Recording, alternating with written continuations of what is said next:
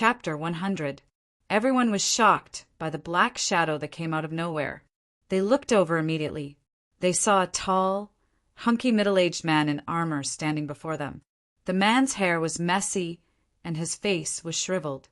Countless black hair that looked like steel needles pierced through his armor. Roar! The man roared into the sky. Two sharp and long fangs were revealed at the corner of his mouth. There was black energy coming out of his mouth as he glared at the people with his sunken eyes. Oh no, he turned into a zombie! Retreat, retreat now! Master Yao had goosebumps all over his body upon seeing that. He pulled Tang Ning and retreated immediately. Never had he thought that Tang Ning's ancestor would not rot after being dead for over 200 years. Instead, he turned into a zombie. He turned into a zombie? Zombie! The moment the man revealed his fangs, everyone jolted. Everyone shuddered and pushed each other as they ran towards the exit. The bodyguard, who was the last, felt a big, cold hand grabbing him after taking 2 steps. He turned his head immediately and saw a pair of fangs. The fangs bit into his neck, and the bodyguard could not help but shriek, "Ms. Tang, help me!" Gulp, gulp. The sound of blood being swallowed came. The bodyguard stopped breathing as soon as he was done speaking. His body shriveled at a speed that could be seen with the naked eye. Meanwhile, the man's body that was initially shriveled was much more substantial now. Tang Ning was almost scared to death when she turned her head to see that. She ran toward the exit with the crowd as if her life depended on it. Yi Chen was in the crowd too. The people were pushing him away, but he had his eyes on the tiger-shaped pendant on the zombie's chest. So the Sky Stone is here. Damn it, there's really a zombie.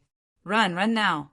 Shen Jing pulled his father, wishing that he had an extra pair of legs. Only then did the people recall what the uncle said before they went up the mountain. There was really a zombie, but they did not believe it. It was too late for regrets now. Oh no, the exit has collapsed. The bodyguard who was running at the front screamed. The people just realized that the robber's hole was completely gone. Instead, all sorts of mud and gravel blocked the exit. Clearly, the fight between Master Yao and the black-robed man had triggered an earthquake, causing the robber's hole to collapse. Someone cried on the spot. What should we do? What to do? I don't want to die here. Grandmaster Yao, what should we do now? Shan Chongshan regretted it so much that his intestines were turning green. If he had known this would happen, he would not have done it even if his own father was here, let alone Ms. Tang. Xin Jing swallowed a mouthful of saliva and said, "Miss Tang, that guy is your ancestor. Can you talk to him and ask him not to bite us?" Boom, boom, boom. A series of heavy footsteps could be heard. It was obvious that the zombies were rushing over. "It's coming." The bodyguard, Xiao Liang, protected Tang Ning with all his might. His face was filled with fear. "Don't panic, everyone." "Master," Yao pretended to be calm and said, "Miss Tang, your ancestor has already turned into a zombie. It is now a walking corpse. It won't understand what you're saying. On the contrary, because you are its direct descendant, it can smell your bloodline. It will bite you first." Tang Ning's body trembled. "Grandmaster Yao, aren't you a grandmaster? Let's do it now." Xin Jing was determined to shock them. Master Yao forced a smile. "I'm only a feng shui master, not a ghost catcher. It's fine if you ask me to search for the dragon's acupoints, but this thing," he finally understood now. The black-robed man earlier was not a grave robber. It was clear that he wanted to refine Tang Ning's ancestor into a zombie and control it. "So what do we do now? Wait for death?" Shan Chongshan said in despair. "Don't panic, everyone. Listen to me." Master Yao took a deep breath and said, "The exit is blocked. Instead of waiting for death, why don't we work together and fight it? Let's go back now." "What? Go back? Are you out of your mind?" Shan Chongshan screamed and shook his head. He was extremely unwilling. "Master," Yao said, "this space is too small. There'll be nowhere to hide when the zombie comes. We'll really be dead by then." Although what he said was the truth, The people were still unwilling. The bodyguard, Xiaoliang, hesitated and said, Master Yao is right. We must go back to the main tomb that we were in earlier. It's spacious there. We can fight it with the geographical advantage. I'll walk in front. Xiaoliang. Tongning shook her head by instinct. Xiaoliang forced a smile. Ms. Tang, I, Liang Yi, was adopted by your Tang family since I was young. Old Master Tang treats me like a nephew. If anything happens to me, I hope that you'll treat my wife and son well. Xiaoliang stood up and took a step out in determination as he spoke. Yi Qin frowned and said, Actually, you guys don't have to be so scared. I can— Shut up! Tang Ning immediately reprimanded him and sneered, What can you do? You can catch zombies. Why didn't I see you doing that earlier? That's right. Master, Yao didn't even say anything. Why are you interrupting? Shin Chongshan scolded with a stern face. What kind of classmate is Shin Jing? He's still causing trouble at a time like this. Oldie, stop talking. Shin Jing pulled the corner of Yi Chen's shirt immediately, signaling him to stop talking. Yi Chen smiled and said nothing more. In reality, he wanted to help because Xiaoliang was loyal to his master. He did not want anything to happen to him, but the people did not believe him. Master Yao, let's go. Let's go back. If someone's scared, just wait for your death here. Tongning clenched her teeth and stood up in determination. She looked at Yi Qin and said insinuatingly. Master Yao nodded and walked behind Xiaoliang. Tongning was the second, while the remaining 3 bodyguards followed closely behind. Yi Qin, Shen Jing, and the rest were the last. Oh no, it's blocking the way back too. They saw the zombies far away, blocking half of the door leading to the main burial chamber after taking a few steps. They were walking toward them. Yes, they were walking. They were not jumping and jumping like in the movies. They were even wearing Qing Dynasty official robes. What should we do? Master Yao. Tongning panicked. Just when Master Yao was going to speak, Xiaoliang shrieked in rage. He took out a dagger and charged at the zombie. I'll *King kill you. Xiaoliang, come back now. Tongning was almost scared to death. She could not stop trying to stop him. However, Xiaoliang pretended that he did not hear her. He charged at the zombie with his agility and stabbed the zombie's body with the dagger. There would be metallic, clanging noises coming from time to time. Then his movements froze. A long, sharp claw pierced through his chest. The fangs pierced his neck again, and Xiaoliang's body shriveled. The zombie's body was completely filled up after sucking 2 people consecutively, especially its face. It looked like a normal person again, but it looked rather pale. Coupled with the blood stain at the corner of its lips, it looked indescribably ferocious. Xiaoliang, Tongning almost fainted from the pain. We can't let it suck more blood. It'll become more powerful every time it sucks a person. Step back. I'll deal with it. Master Yao looked solemn. A green gleam shot out of his body again after the people retreated a few meters. Seal. Master Yao performed a seal with both of his hands. Just like before, green gas flowed out of his fingertips. The green gas turned into a net and charged at the zombie that was coming at him.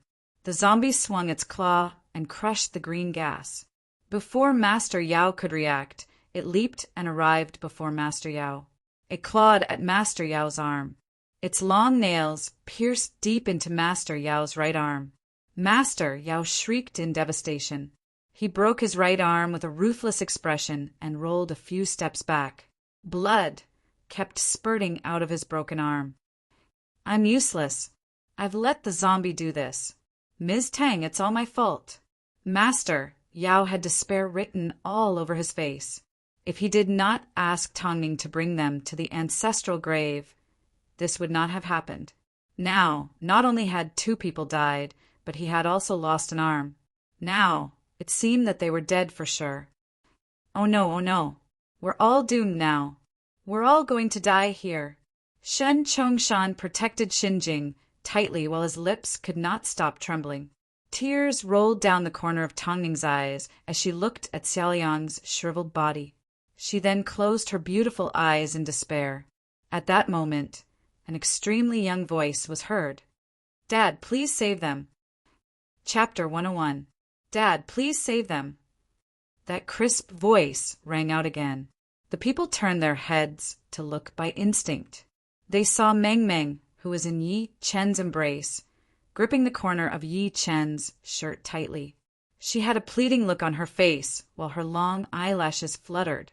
This child was quite cute, but it was a pity that he would soon become food for the zombies. Tang Ning secretly shook her head. Xin Jing smiled bitterly. He really wanted to slap himself. "I'm such a jinx." Before coming here, he had joked with the little fellow and asked her if she was afraid of zombies. The little fellow had said that she was not afraid and that her father would protect her. He did not expect that zombies would really appear. Yi Chen put the little girl down softly and patted her head. He said, while smiling, "All right, Daddy will save them." "Save us? Have you lost your mind?" Tang Ning subconsciously sneered. However, before she could finish her sentence, she forcefully swallowed it. After letting go of the little girl, Yi Chen walked toward the zombie before him step by step. He was calm as if he was taking a stroll in the park. "What is he doing?" Everyone was stunned. Xin Jing, who was the first to react, had a change in expression. He hurriedly said, "Oldie, come back quickly. Don't go over." He wanted to get up to stop Yi Chen, but Shen Chongshan held him back tightly. "Don't go." Shen Jing was so anxious that he was about to cry. Shen Chongshan shook his head. "Is this guy crazy?" "Uncle Shen, don't be afraid. My father is very powerful. He will definitely beat the shit out of that monster." On the contrary, the little fellow blinked her eyes and comforted him. She even waved her little fist. If it were any other child, they would have been scared to tears. But the little fellow had seen her father's methods, so in her mind her father was the most powerful person in the world. Xin Jing didn't listen to him at all and kept stomping his feet. Tang Ning couldn't bear it. She almost called Yi Chen an idiot. Didn't they see that even Grandmaster Yao wasn't a match for the zombie in front of them? "You're just an ordinary person. You're probably not even Xiao Liang's match. Yet you still dare to run over." On the ground, Master Yao, who was in so much pain that he was sweating profusely, forced himself to pull himself together and sighed softly. Under such circumstances, he still knew to protect his daughter. He was indeed a good father. Unfortunately, courage alone was not enough. He still needed strength. As the few of them were deep in thought, Yi Chan was less than 3 meters away from the zombie. Logically speaking, after 200 years of evolution, you need to be blessed by the heavens to be able to transform into a corpse. Moreover, you are only 1 step away from condensing a corpse core. If you are given good cultivation conditions, it might not be impossible for you to reach the drought demon realm in the future. Your body is very strong. Even bullets can't penetrate it. Your claws are also very sharp. Cutting rocks is like cutting tofu. But you were unlucky to meet me. Yi Chen shook his head as he walked. The zombie across him seemed to understand what he said. It growled and charged at him with its long nails. "It's over, it's over." Shen Jing could not bear to look at it, as if he could already see Qin being sucked dry by the zombies. Yi Chen smiled lightly and lifted his arm to slap her. His movement was simple and clean. Bang! The zombie was sent flying with a single slap, smashing many stone horses and stone figurines along the way. How is that possible? Master Yao, who was lying on the ground, lost his cool and said in shock. Tang Ning's red lips parted slightly as her beautiful eyes were wide open. She watched that in a rather blank manner while her chest was heaving up and down. He sent it flying with a single slap? Was it an illusion? The expression on Shen Chongshan's face froze. He looked like he had just seen a ghost. *CK, old man, slap me now. Am I dreaming?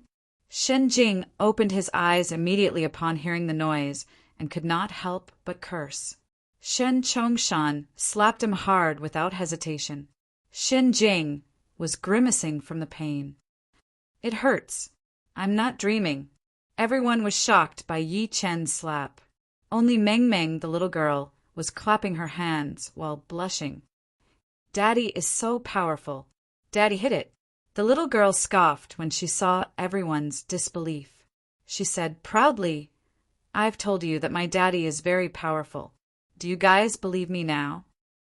At the same time, after the zombie was sent flying a few meters away from Yi Chen's slap, it shrieked in pain and stood up from the ground.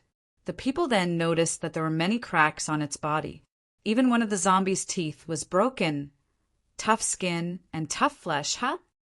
Yi Chen chuckled softly and waved at the ancient sword that was hanging on the wall. Sword, come. Whoosh! The sword seemed to have sensed something and flew out of its scabbard directly. It eventually flew into his hand. The sword could not stop shaking, and a faint sword hum was coming out of it. Yi Chen held the sword softly, and a golden sword gleam that was 3 meters long exploded from the ancient sword in his hand. A shocking sword intent consolidated on it. It tore the air apart as if it was going to tear heaven and earth apart. The zombie seemed to have sensed danger. It roared and took the initiative to attack again. This time, its speed was more than twice as fast as before. Everyone could not help but exclaim out loud. Yi Chen did not panic at all. He coldly spat a few words out of his mouth while holding the sword. This sword is called the World of Man. I have a sword that can kill everyone in the world. I have a sword that can kill heaven and earth. I have a sword that can kill all Buddhas. I have a sword that can kill millions of demons. I'll use this sword to create a bright world of man. He swung the sword as soon as he was done speaking. He swung the sword. Everyone present felt their pupils shrunk. The scene before them seemed to have changed. There was only a glaring sword gleam in their eyes. The sword gleam was like the sun, exuding an unyielding, arrogant, and condescending aura. The sword gleam tore the air apart and pierced through the zombie's head directly with a wind-breaking sound. Kacha! As a crisp sound was heard, the zombie's head rolled onto the ground directly. Meanwhile, the body below the head was still charging forward with the same momentum as before. However, a thud came from its body after it took a few steps. It turned into pieces that scattered into the air within the blink of an eye. There was only a tiger-shaped pendant left on the ground. At that moment, everyone blankly watched that as if they were petrified. It was just a sword. The zombie that bit anyone it saw earlier, and even Master Yao could not do anything about it, was gone just like that. Master Yao's lips were quivering intensely. He tasted sweetness in his throat. This. Damn. Is he possessed by the god of sword Shimin Chue Shue? Shin Jing's eyeballs almost popped out. The corner of Shen Chongshan's lips twitched hard. The shock in him was indescribable. Is he really Shin Jing's classmate? He's not a sword immortal who has descended? Among everyone, Tang Ning had the most complicated emotions. At that moment, her pretty face was changing colors as if a dye house had opened. Disdain, contempt, hopelessness, shock, horror, ecstasy, regret. She spat a mouthful of blood out. Chapter 102. The old man walked on the Surge River.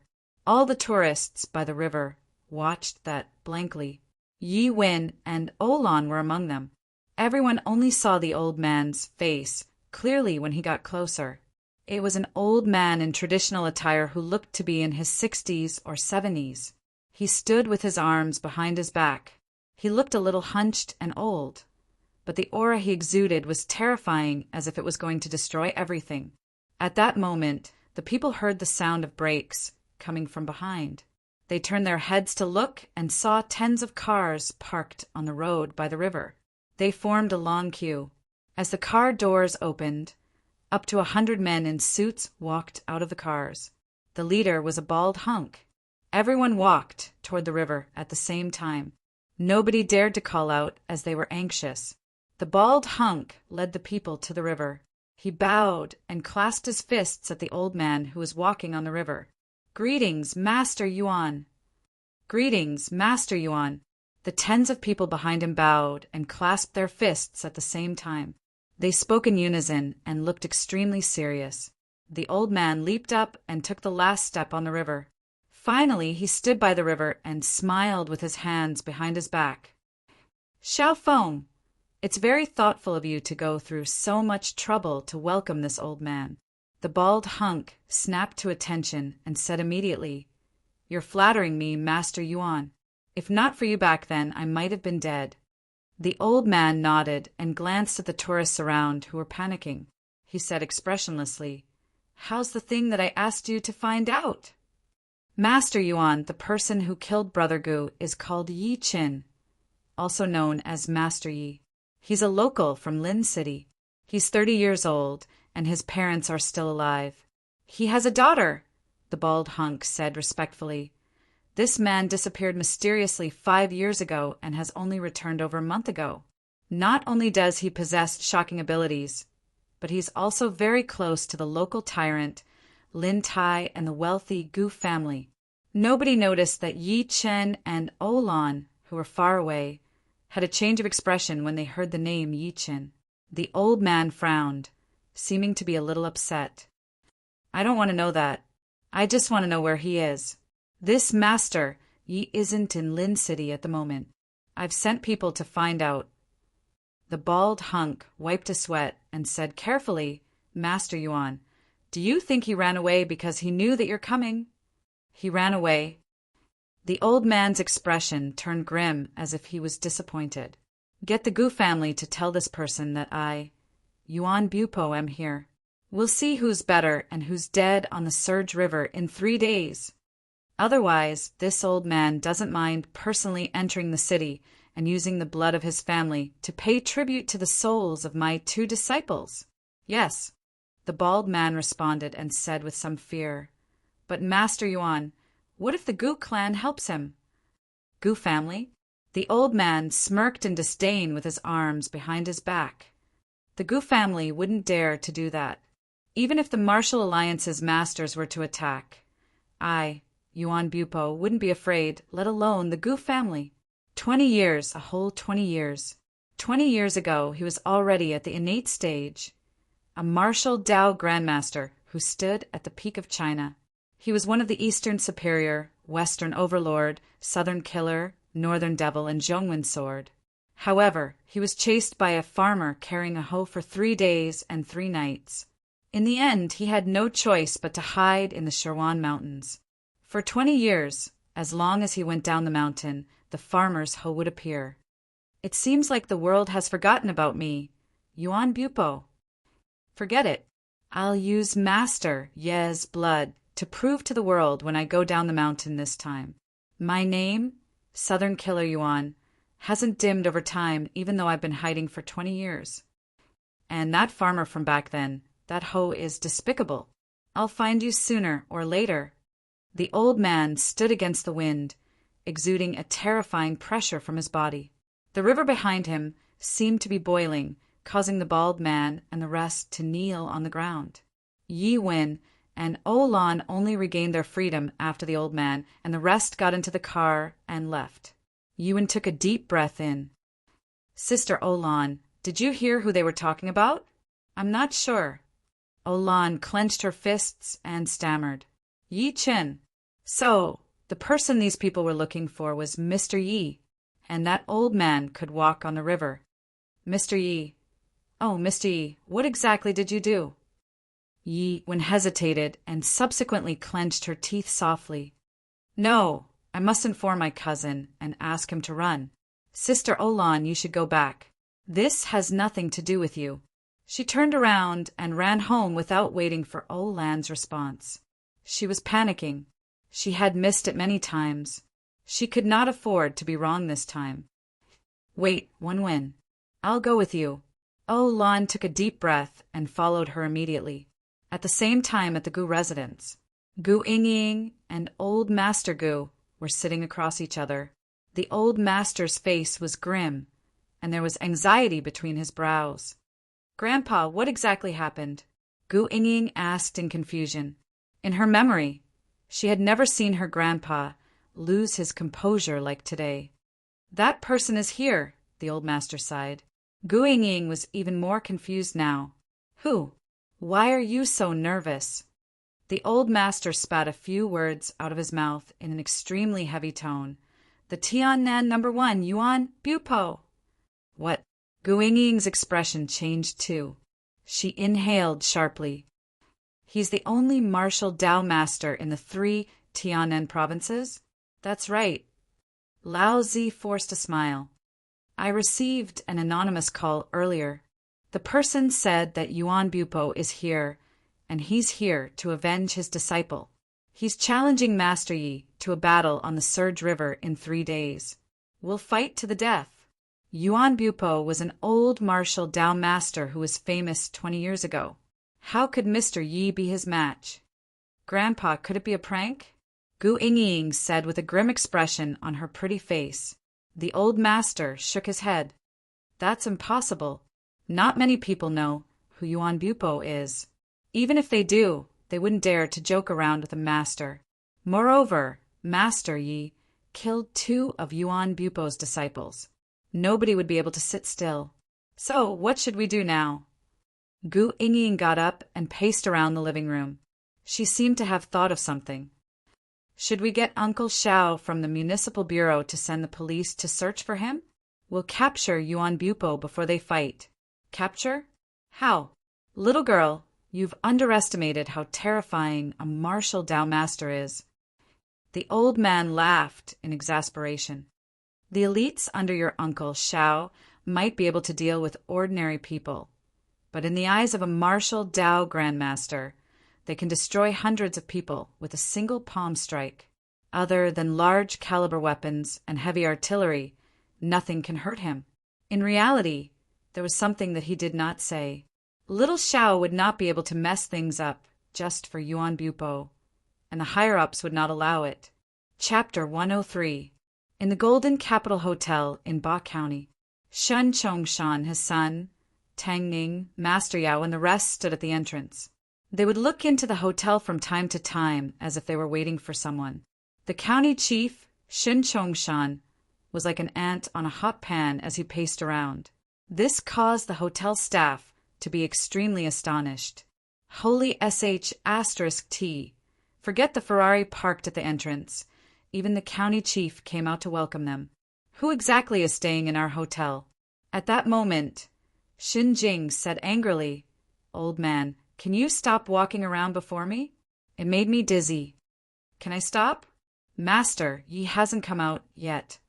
Xin Chongshan stopped walking and sighed as he looked into the hotel. "Brat, do you think Master Yi left because he's mad at me?" He was secretly shaking when he said that. The scene of Yi Qin killing a corpse with one swing of his sword under the Tang family's grave had shocked him. It was not an exaggeration to call him a god. At that moment, he realized that his son's classmate, who was not very good-looking, was the real expert. He regretted not liking Yi Qin earlier and was cold when he spoke to him. He broke out in a cold sweat as he thought to this point. Although he was the county chief, he was no different from a village official to the Tang family. That was why he had been sucking up to Tang Ning and the rest. Meanwhile, Tang Ning was sucking up to Master Yao. Meanwhile, Yi Chen was much more powerful than Master Yao. He could not eat or sleep well after offending such a person. Xin Jing said wryly, "Old man, can you be more shameless? You ignored Yi Chen when he came to our house. You even acted like an official. Are you regretting it now that you know how powerful he is?" "No matter how shameless I am, I'm still your father." Shen Chongshan's face flushed instantly, and he glared at him fiercely. "Also, stop calling Master Yi's name. Do you know that Master Yi is an expert? Even if he's really your classmate, you can't take him seriously. He had been in the government for a long time, so he knew about these things very well. One's identity determined one's status. I can't do that. Do you think Yi Qin is that kind of person?" Xin Jing said casually. Although that was what he said, he was secretly uncertain. Yi Chen was so powerful, so he might not even treat him as a friend. Shin Chongshan sighed exasperatedly as he expected better from him. Tongning and Master Yao heard the conversation between the father and son. Their feelings were complicated, especially Tongning. She would never forget the young man in the tomb who held a long sword and looked down on everything. It would not be an exaggeration to describe him as an immortal. Since you're so powerful, why didn't you say so in the beginning? He even caused 2 of my men to die. Even Xiao Liang died. Tang Ning gritted her teeth. A trace of anger and resentment flashed across her beautiful eyes as she looked at the hotel. At this time, a young man walked out of the hotel entrance. In his arms was a 4 or 5-year-old little girl who was holding a lollipop. Shen Chongshan jolted and went up to him with a face full of smiles. Master Yi, you're finally out. What's this? Yi Chen frowned. He was not used to his enthusiasm. Shan Chongshan said immediately, I'd like to personally thank Master Yi for saving our lives in the tomb. If not for you, we might have been dead. Thank you for your kindness. There's no need for that. He was interrupted before he was done speaking. Yi Chen lifted his eyes to take a good look at Tongning and Master Yao, who were next to him. He eventually had his eyes on Xinjing, and a smile appeared on his cold face. Xinjing, we're going back. It was time to go back now that he had gotten the Sky Stone. Most importantly, he had a faint feeling that something was going to happen. It was his instinct as a cultivator. Oldie, are you leaving so soon? It's not easy for us to meet each other. Why don't you stay for a few more days? Xinjing was reluctant to let him go. Shen Chongshan glared at his son secretly when he heard him calling Yi Chen by his name. Oldie, this be asterisk starred. It goes in one ear and out the other. Yi Chen said while smiling, Don't worry. I'm in Lin City. You can come and drink with me any time. Of course, you can look for me if you have any trouble. Shin Chongshan agreed to it, first, while smiling. Thank you, Master Yi. We'll definitely look for you if we have the chance in the future. Xinjing was speechless. Yi Chen nodded. Master Yao took a step forward and looked at him with a complicated expression. He bowed deeply. Thank you for saving my life, Master Yi. I'll definitely remember it. He said that from the bottom of his heart. If not for Yi Chen's forceful intervention in the tomb, everyone might have died in there during the critical moment of life and death. He dared not take advantage of his seniority in front of Yi Chen. He could only secretly exclaim that there were talented people in every generation. Even his master could only look up to Yi Chen when he was alive. Such a genius was destined to rule the world. To think that he had treated him as an ordinary junior. Yi Chen nodded calmly. You're too kind. Tang Ning, who was standing aside, could not stop having a change of expression. She suddenly said while biting her lip, Yi, let me ask you, why didn't you attack earlier? As soon as she said that, Master Yao and Shen Chongshan's expressions changed instantly. Tang Ning did not notice that at all. She pointed at Yi Chen's nose and scolded. Since you're so powerful, why did you watch my underlings die? You must give me an explanation today. Explanation? Yi Chen gave a short response and said calmly, I wonder what kind of explanation do you want? You must explain yourself. Don't think that you can look down on me just because you're capable. I'm not afraid to tell you that your assets are worth nothing to my Tang family. My family has a way to kill you. Tang Ning glared at Yi Chen ferociously. She felt like she was getting angrier as she spoke. The rage that she had been suppressing was released all at once. Master Yao's expression changed. He thought to himself, oh no, Ms. Tang, are you out of your mind? How dare you say something like that? Worldly power and wealth are nothing in the hands of an expert like Master Yi. As expected, as soon as Tang Ning was done speaking, the aura on Yi Chen's body changed. A ferocious gleam flashed through his eyes as he stretched his arm and grabbed. Tang Ning, who was 4 to 5 steps away from him, charged over. He lifted her up by grabbing her neck directly. Tang Ning wanted to struggle by instinct, but an extremely cold voice came into her ears. "Do you dare to say that again?" This voice was extremely cold, and it was as if the surrounding air had suddenly dropped by a few dozen degrees. Tang Ning finally panicked. The reason being she saw the killing intent in Yi Chen's eyes, the killing intent that he did not hide at all. If she dared to say another word, she might very well die here today. Plop! Master Yao knelt hard before Yi Chen and kowtowed like he was pounding garlic. "Please have mercy on me, Master Yi. Don't hold it against Ms. Tang." She didn't mean what she said earlier. If Tang Ning really died, it would definitely cause a huge commotion in Gang Province. Things would be blown out of proportion. That's right, old Yi. Forget it. I've seen through this woman since the beginning. She's a typical big-breasted, brainless woman, Xin Jing advised immediately. Shen Chongshan forced a smile that looked uglier than crying on his face. "Master Yi, let's talk this out. Don't do anything stupid. Otherwise, it'll be difficult for me." Soon, Master Yao's forehead was bleeding from kowtowing, but he was still begging. Yi Chen glanced at Tang Ning coldly and tossed her onto the ground. His voice was extremely cold. "If you're not convinced, you can try getting the Tang family to take revenge on me when you get back. If anything happens, I'll definitely go to Gang Province with my sword and kill everyone in the Tang family. I won't even leave a single person alive." He carried the little girl and walked to the bus station after saying that without looking back. At that moment, his phone rang. It was Gu Yingying calling. A smile appeared at the corner of Yi Chen's lips after hearing what she said. "You're finally here, aren't you? If he wants to fight, let's fight. Get a helicopter to pick me up." Chapter 104. That morning, Yi Chen took the helicopter that the Gu family sent back to Lin City. He went straight to the Gu family. The old master had been waiting at the door since a long time ago. He asked Gu Yingying to take care of Meng Meng and followed the old master in. When the group arrived at the living room, they saw a middle-aged man in a green robe sitting in the living room. He looked straight ahead and drank his tea. Yi Chen could not help but glance at him. Opening Pulse Realm.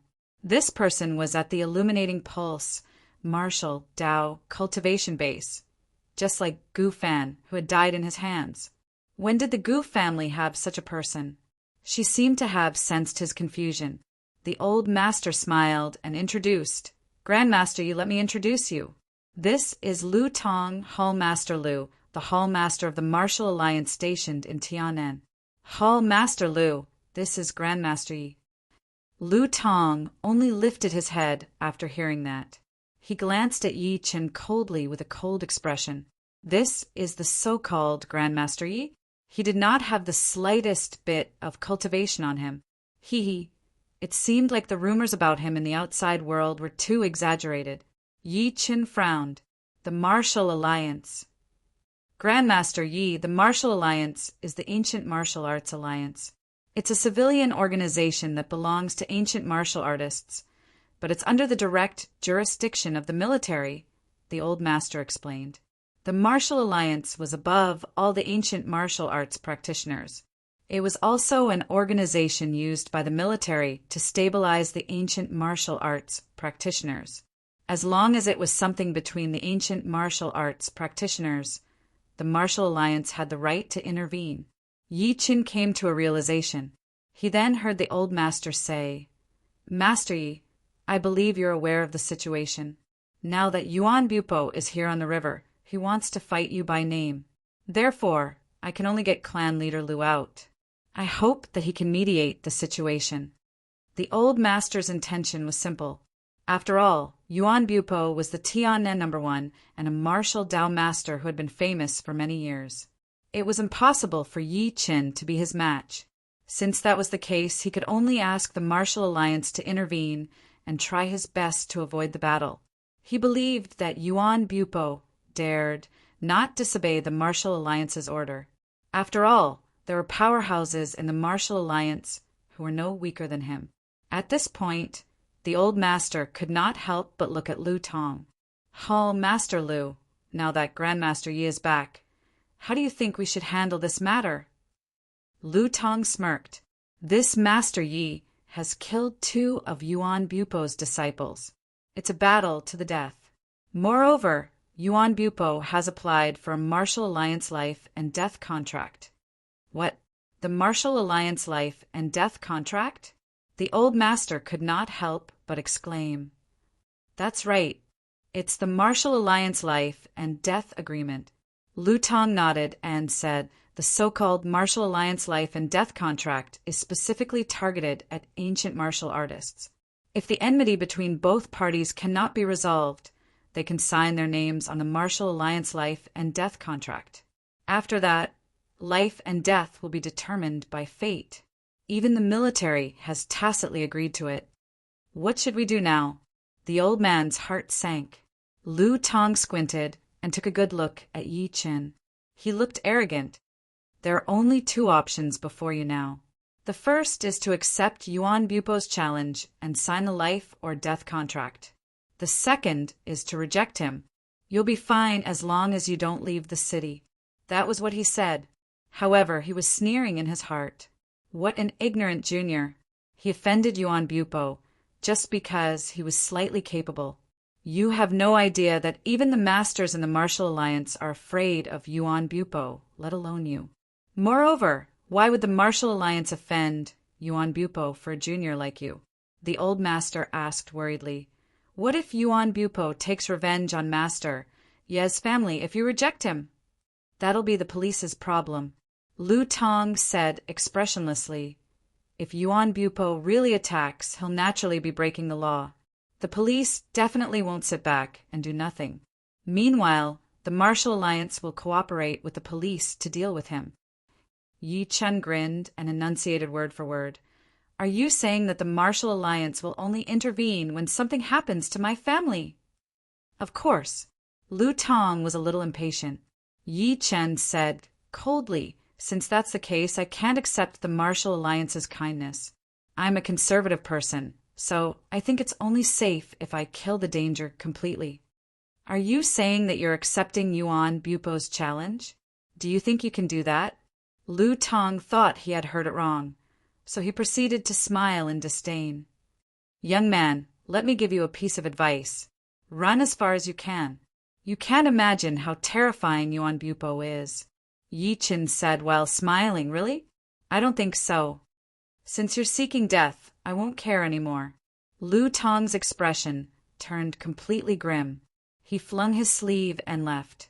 Old Master Gu, who was standing aside, forced a smile. Old Master, you don't have to persuade me anymore. Yi Chen remained unmoved. The battle intent within him was growing. He chuckled softly while caressing the teacup in his hand. A man should kill. I can defeat Yuan Bupo single-handedly. The cup in his hand turned into dust as soon as he was done speaking. The cup in his hand turned into dust. In the next 2 days, Yi Chen stayed at home with his family. He turned a deaf ear to what was going on outside. At the same time, the entire ancient martial arts world in China was stirred because of the battle. What? Yuan Bupo, who was famous 20 years ago, is coming out again? He's challenging Master Yi? But who is this Master Yi? I bet you don't know about this. I heard that this Master Yi is an expert in spells. Someone saw him controlling divine lightning earlier. He even killed Yuan Bupo's disciple during the Tiannan martial competition. He's now the leader of Tiannan. Controlling divine lightning? Keep bragging. No matter who this Master Yi is, he's in danger this time. One must know that Yuan Bupo is known as the Southern Butcher Yuan. Even the other 4 experts can't say that they can definitely defeat him. That's right. Yuan Bupo was a martial Dao master 20 years ago. Now that 20 years have passed, his ability must be even more terrifying than before. No matter who wins or loses, I'll definitely watch it myself when the 3 days are up. It's a battle between masters. It's a rare event that only happens once in 20 years. Let's go, let's go. Countless people were shocked. They could not believe that the ancient martial arts world in China that had been quiet for 20 years would be stirred up again and again in the past month. First, the young man in white, the unparalleled sword, appeared out of nowhere. He carried a broken sword on his back and challenged all sorts of experts. He even challenged the sword god, unquestionable Jian, for 3 months. Then Yuan Bupo appeared in a domineering manner. Such a scene could only be compared to 20 years ago when Qin Shaotian, who was known as the Zongnanhai Maniac, appeared in a high-profile manner. He fought 3 foreign martial Dao masters on his own and defeated them. On the 3rd morning, Yi Chen peeped at the little girl who was sleeping next to him. He leaned forward and kissed her. "My dear daughter, sleep well. The world will be quiet when you wake up. Everything I'm doing is for you guys. Soon, I'll bring you to see Mommy." His daughter turned around and pouted. She kicked her fair little legs unconsciously. "Daddy, beat the sh*t out of that b****starred." Yi Chen smiled gently and turned to look at the patriarch of hell who was lying on the ground. He said in his deep voice, "Protect her." Of course. The patriarch of hell wagged his tail hard and grinned. Master, remember to bring me to the clubhouse when you're back." Yi Chen's expression turned grim. He went straight to the Surge River after putting on his clothes. "Yuan Bupo, I, Mad Southerny, am here. Don't disappoint me." Chapter 105. Over half an hour later, Yi Chen arrived at the Surge River. There were many people gathered by the river at the moment, while many boats were parked on the river. There were yachts, speedboats, wooden boats, and dragon boats. There were 20 to 30 boats in total. Some of the yachts were filled with people, and they were heading toward the middle of the river at the moment. Meanwhile, the river was surging and waves were stirring. "Why are there so many people here?" Yi Chen frowned. Just when he was secretly wondering, he heard a familiar voice behind him all of a sudden. "Wow, there are so many boats." He turned his head to look and saw a few young men and women walking toward him. The leader was a young man in a suit. He looked extremely handsome and was dressed in branded clothes. He was surrounded by people from the front and back. Yi Chen could not help but be surprised when he saw the person behind the young man. It was Lu Feng. Meanwhile, the people behind Lu Feng were the same few familiar faces, such as Zhang Li, Zhao Qian, and Zhou Kai. Lu Feng was all smiles at the young man before him. The smile on his face froze when he saw Yi Chen. "Why are you here?" Zhao Qian and the rest behind him saw Yi Chen too. Zhao Qian and the rest behind him saw Yi Chen too. Their expressions could not stop changing. Clearly, they did not expect to see him here. Enemies are bound to meet on a narrow road. "Why can't I be here?" Yi Chen said calmly. He was not affected by the few people's appearance at all. "Who is he?" the young man asked. Lu Feng scoffed. "Young Master Wang. He's the person that I told you about earlier." He was filled with resentment for Yi Chen firing him. At the same time, he was afraid of Yi Chen's identity. However, things were different now. He followed young Master Wang after leaving Yi Chen's company. Young Master Wang was from the Wang family. He had a high status. So what if Yi Chen was the company's director? He was nothing to young Master Wang. "So he's your ex-boss?" Young Master Wang took a good look at Yi Chen in disdain. "You're dressed so shabbily. I guess his company isn't any better." "Lu Feng, it's smart of you guys to follow me." "That's right. The luckiest thing in my life is meeting young Master Wang." Lu Feng flattered immediately while smiling. Zhao Qian and the rest chimed in immediately. "Young Master Wang, someone's nothing compared to you. He doesn't even have the right to lick your shoes." He was flattered by the crowd. Young Master Wang was getting more and more arrogant. He waved at Yi Chen and said, "Hey, Lu Feng belongs to me now. Since you've offended him before, I'll give you a chance. Get your ass over here and apologize." "Scram!" Yi Chen glanced at him coldly. Young Lord Wang was startled by his shout. Just as he was about to explode, a laugh came from the side. You're all here to watch this battle, right? Everyone looked in the direction of the voice and saw a wooden boat docked by the river. On the wooden boat stood an old man in a Chinese tunic suit and a bare-faced woman. The woman was dressed in black exercise clothes, and her appearance was extremely pure. As for the old man, although his face was a little old, his body was extremely robust. Yi Chen's expression turned serious. This was because he sensed a considerable amount of power from the old man in the Chinese tunic suit. This power was even stronger than that of Lu Tong, whom he had met before. As for the bare-faced woman, she was much weaker. Obviously, both of them were ancient martial arts practitioners. Why are these people here? Don't tell me you're here to watch the battle between me and Yuan Bupo? Yi Chen's eyes could not stop sparkling. Young Lord Wang's resentment faded as soon as he saw the bare-faced woman. He took a few steps forward and walked to the side of the boat. "Uncle, did you say something about a battle?" Although he said that, he had his eyes on the bare-faced woman next to the old man. The bare-faced woman glanced at him in disgust. She turned her head away after scoffing. "That's right, Uncle. What do you mean by a battle? Also, why are there so many people here today?" Lu Feng and the rest were curious. The old man in the Chinese tunic suit took a good look at them and shook his head lightly. "It seems like you guys aren't from the ancient martial world. You guys won't understand even if I tell you. Aren't you guys curious about a battle? I can bring you guys there if you have the guts." He even stretched his arm and pointed at the middle of the river when he was done speaking. Young Lord Wang was a little hesitant. After all, he had something important to attend to this time. However, he agreed to it after noticing the eagerness in Lu Feng and the rest's eyes. "Sure, we'll go with you." He got the few of them to board the old man's boat as he spoke. The old man lifted his head and looked at Yi Chen, who was the only one left. "What do you think, little brother? Are you coming?" "I don't think he has the guts to go." "Uncle, let's ignore him." Lu Feng scoffed immediately. Yi Chen said calmly, "I'm going." "Why wouldn't I?" He had come all the way here. He boarded the old man's boat as soon as he was done speaking. After the old man in the Chinese tunic suit shouted, he rowed the boat and headed toward the middle of the river.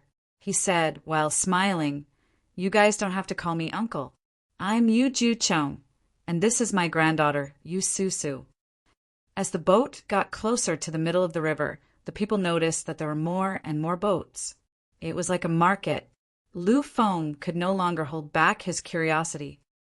"Old Yu, what exactly happened? Why are there so many people? It's not the Dragon Boat Festival today."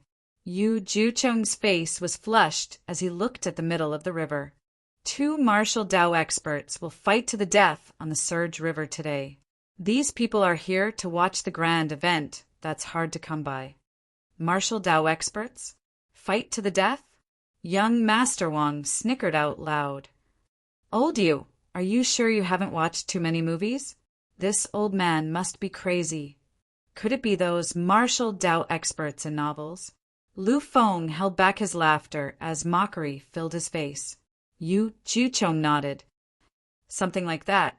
All right, Old Yu, there's no martial Dao expert in this world." Young Master Wang scoffed and wanted to show off his knowledge. "If there's really a martial Dao expert, it must be a boxing master like Taekwondo." "You fool!" Yu Jucheng scoffed. "How can a mere foreign barbarian's technique be compared to our China's martial Dao inheritance? The so-called Taekwondo is just for show. Our China's martial Dao is the real killing technique. If one can reach the master level, he can even hurt people by plucking flowers and flying leaves." Young Master Wang, Lu Feng, and the rest chuckled. They looked indifferent as they thought he was bragging. Being able to hurt people by plucking flowers and flying leaves was just a bluff. The real thing was still Taekwondo. A Taekwondo instructor could break 3 bricks with a kick.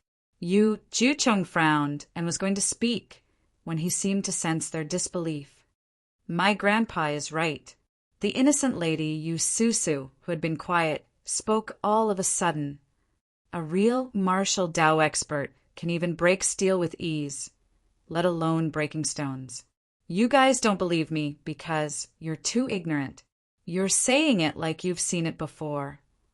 Zhang Li mocked her in a sarcastic tone.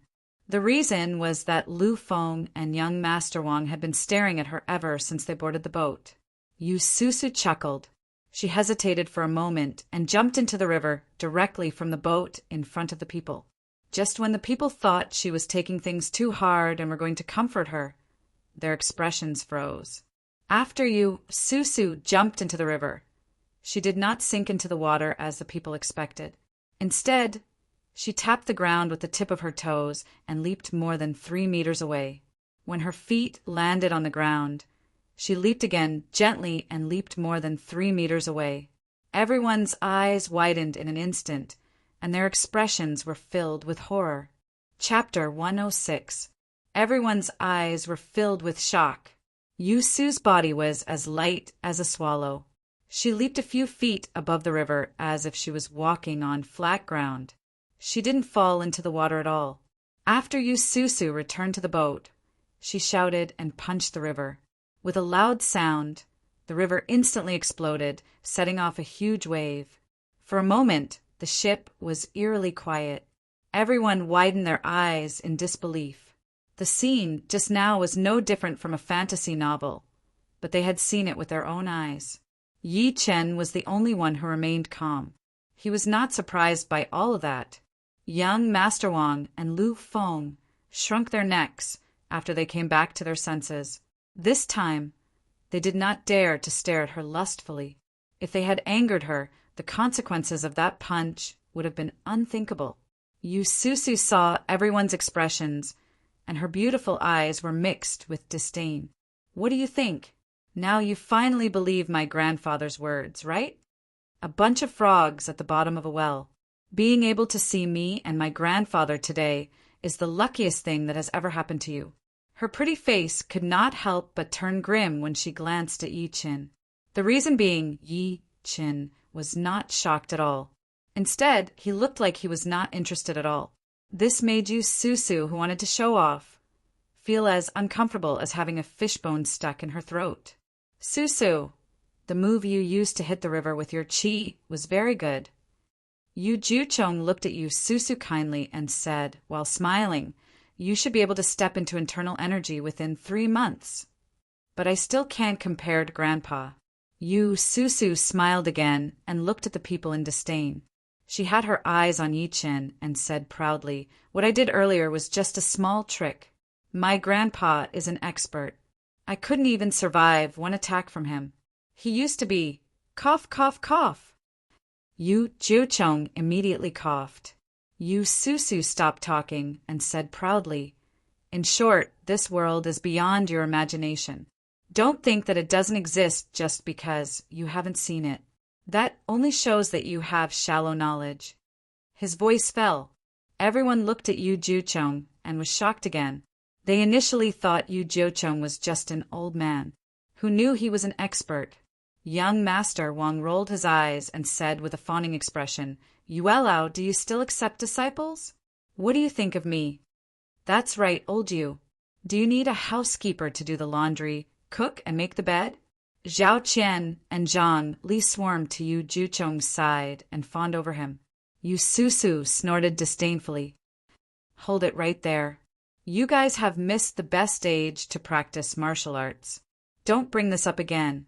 Yu Jiucheng shook his head, not knowing whether to laugh or cry. Everyone could not help but be greatly disappointed. Young Master Wang had to settle for the next best thing. Yuelao, you just said that there will be 2 martial arts masters fighting on the river in a while. How are they compared to you? How can this old man compare to them? Yu Jiucheng shook his head in all seriousness. One of them is a martial Tao master who's been famous for a long time, while the other is Master Yi, who's proficient in spells. Yu Susu could not help but pout when she heard that. She said rather unhappily, Grandpa, you're belittling yourself again. I think that Yuan Bupo is the real expert. As for that Master Yi, I think people are exaggerating. He might not even be my match. That's right. Yi Chun was stunned to hear that. No. Yu Juchong glared at her and scolded. Since Master Yi dares to accept Yuan Bupo's death challenge, he must have a powerful ability. How can you be rude to him? Yu Susu shut her mouth, looking unconvinced. Young Master Wang could not help but be curious. Beauty, so you're saying that the two experts who are fighting today are called Yuan Bupo and Master Yi? That's right. Yu Susu tapped her chin. Yuan Bupo has been a martial Dao master since 20 years ago. You guys won't understand even if I tell you about him. Anyway, he's back this time to seek revenge from a guy called Master Yi. She paused and proceeded to say, speaking of which, this Master Yi is sick. He killed someone's disciples out of nowhere. He even killed 2 of them. He killed all of Yuan Bupo's disciples. It'll be strange if he doesn't come for revenge. So, you're saying that this Master Yi isn't Yuan Bupo's match? Lu Feng roughly understood. That's for sure. Yu Susu nodded and said, this Master Yi seems to be a newbie in the ancient martial world. I heard that he's not even 30 years old. Even if he started cultivating in his mother's womb, he's not Yuan Bupo's match. After all, Yuan Bupo is 30 years older than him. Therefore, he's dead meat. Uft! Yi Chen, who was standing aside, could not help but laugh out loud as he listened. What are you laughing at? Yu Susu's face turned grim and her eyes were unfriendly. You don't seem to agree with what I said. You don't know anything. Why are you laughing? Lu Feng seized the opportunity to mock. If you anger the great beauty, Yu Susu, she can kill you with a single slap. No. Go on, go on. Yi Chen waved while smiling. A strange smirk appeared at the corner of his lips. Yu Jiuchong sighed at that moment. Susu, have you forgotten what I've always told you? The martial Dao world doesn't care about age. We only care about those who are more powerful. Have you forgotten about the person I met 20 years ago? Grandpa, not everyone is as powerful as that person, Yu Susu said with a serious expression on her pretty face. 20 years ago, Yu Jiuchong was also a martial Dao master. He was asked by his friend to help him, and it was 3 against 1. The 3 experts on his side attacked a young man who was only 24 or 25 years old.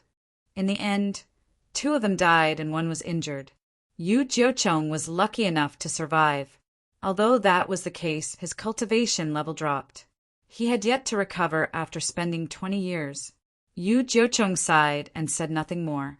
Young Master Wang scoffed and said, so that Master Yi is dead this time.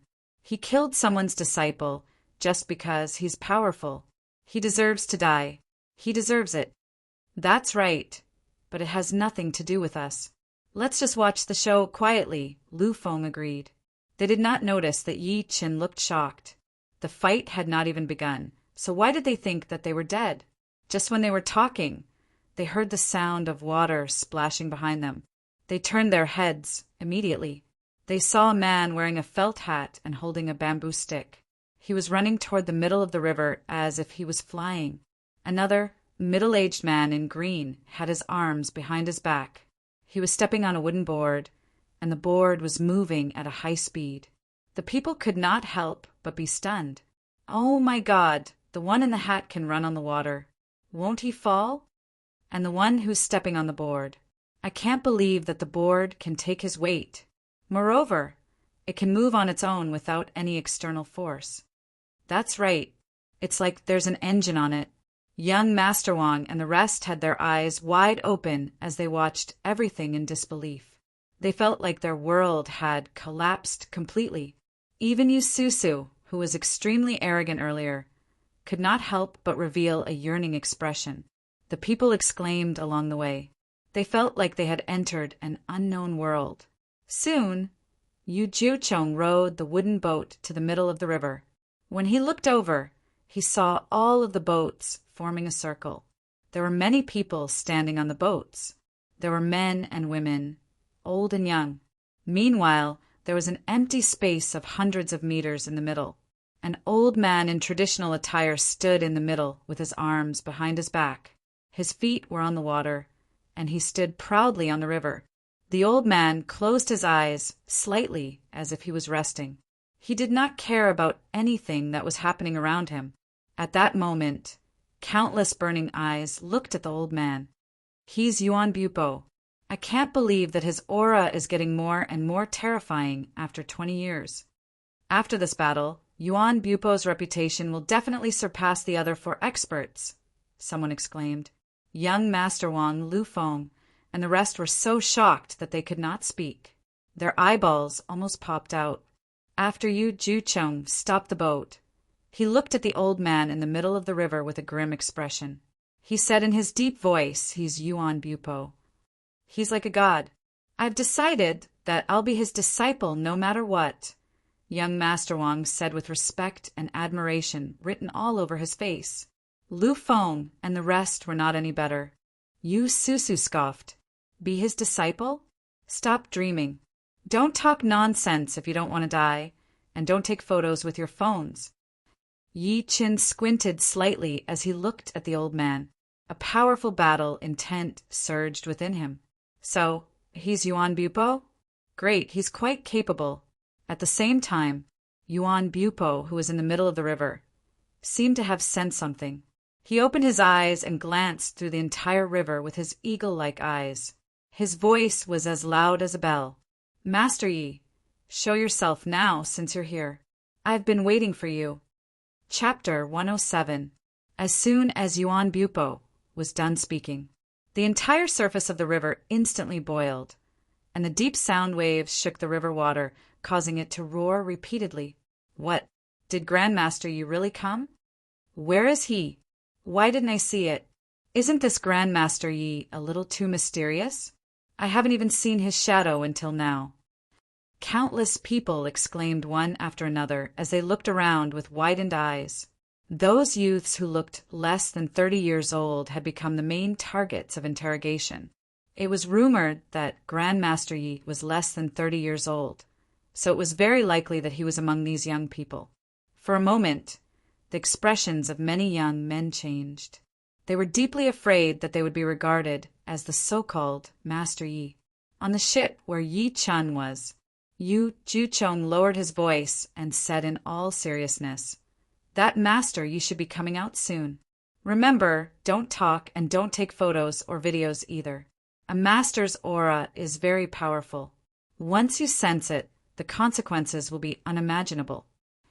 Everyone hurriedly nodded and went silent like cicadas in the winter. Even then, it still couldn't stop the curiosity in their hearts, and they raised their eyes to size up the surroundings. Just when Yi Chen was getting off the boat, young Master Wang, who was standing aside, could not help but ask, Old Yuelao, where exactly is this Master Yi? We didn't see him. Grandpa, do you think Master Yi is afraid of Yuan Bupo, so he's afraid to come? Yu Susu frowned. Yu Jiucheng's expression changed slightly. He said in his deep voice immediately, Don't talk nonsense. We'll just wait and see. Yu Susu stuck out her tongue and stopped talking, but her pretty face showed that she did not care at all. At the same time, on a speedboat, as the Martial Alliance's Tian and Hall master, Lu Tong stood at the side of the ship with his hands behind his back. He could not help but smirk as he observed everyone. It's just as I expected. Looks like this Grandmaster Yi is afraid to fight. Hee, a mere piece of trash is worthy of being called Grandmaster Yi?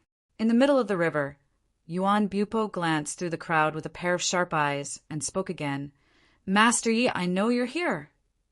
Those two disappointing disciples of mine died in your hands. They can only blame themselves for being inferior. As their master, it's only right for me to seek justice for them. Therefore, I, Yuan Bupo, traveled thousands of miles to come here. I want to see where you got the courage to kill my disciple. Yi Chen shook his head upon noticing that the man seemed to be a little impatient. He took a step forward and was about to leap onto the river. What are you doing? He's calling Master Yi, not you. Don't move if you don't want to die. Yu Susu's pretty face changed, and she hurriedly scolded. What a fool! Can't you see what's going on? None of the experts present dared to move. Yet you, an ordinary person, still dared to walk around. You're simply courting death. Yu Jucheng shook his head and advised, "That's right, little brother. Let's just watch from here. We can't go any further." He thought that Yi Chan thought that they were too far away from the center of the river and wanted to take a closer look. Little did he know that once the two of them started fighting, the impact would spread far and wide. Yi Chan rubbed his nose and said in between tears and laughter, "That's me. Your Grandmaster Yi?" Yu Susu was shocked at first. Then she sneered and said, "Are you crazy?" Acting cool depends on the situation. Although I don't think much of that Grandmaster Yi. How could you possibly be him? At that moment, she was even more disgusted with Yi Chin. She even thought that he was crazy. Besides her, even young Master Wang and the rest laughed out loud. Young Master Wang pointed at Yi Chin and laughed out loud. "You, Grandmaster Yi? This is King hilarious. Yi Chin, don't think that you're Grandmaster Yi just because your surname is Yi. You should know your place." Lu Feng, Zhao Qian, and the rest could not close their mouths from laughing. "You don't even deserve to carry Grandmaster Ye's shoes." Yi Chin smiled, lightly facing the people's mockery. He took a step out and leaped off the boat directly. The people screamed out loud. He jumped off the boat. Was he really crazy? Did he really think that he was Yu Susu who could dance on the river? That was water. Ordinary people would fall if they jumped into it. Yu Jiucheng was shocked. He got up and walked to the side of the boat, wanting to save Yi Chin by instinct. However, in the next second, his expression froze. He saw a skinny silhouette standing quietly on the rumbling river. He was not swimming, nor was he struggling in the water. Instead, he was really standing on the water. Both of his feet were on the water. No matter how strong the waves were under his feet, he stood still like a mountain. At that moment, Yu Jiucheng was stunned. Yu Susu was stunned. Young Master Wang, Lu Feng, and the rest looked like they had just seen a ghost. How was that possible? Yi Chin had truly shocked them. Shock flashed through Yu Jiucheng's murky eyes. He said bitterly while looking at Yi Chen's back, "I'm blind. The so-called Grandmaster, Yi, is right before us, but I can't recognize him." Is he really Grandmaster Yi? Yu Susu covered her red lips tightly. Disbelief filled her beautiful eyes. "That's right. No wonder he wasn't shocked when he saw me hitting the river with energy earlier. It's because he's Grandmaster Yi." Yuan Bupo called him out and challenged him. Yi Chen ignored what the people behind him were thinking. He walked to the middle of the river step by step while stepping on the waves. Walking on waves was nothing to a cultivator. Aside from the fact that he could perform the light body technique, Yi Chen's saint body alone could allow him to lift heavy things as if they were as light as water. At the same time, everyone on the river had their eyes on Yi Chen. Without exception, everyone's face was filled with extreme shock. A young man who was not even 30 years old was walking on the waves as if he was taking a stroll in the park. He was calm. The people could not help but inhale sharply. Is he Grandmaster Yi? It's just like the rumors say. This man is really not even 30 years old. This trip is worth it. This man is truly an unparalleled genius. He's a martial Dao master at such a young age. His aura is completely different from Yuan Bupo's. I wonder who's more powerful between the two of them. Yuan Bupo, who was in the middle of the river, noticed Yi Chen too.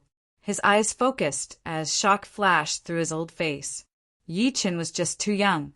He was so young that he could not believe it. As Yi Chen walked over, the aura on Yuan Bupo's body froze. He shouted like a ferocious tiger coming down the mountain, causing everyone's expression to change. Are you Grandmaster Yi?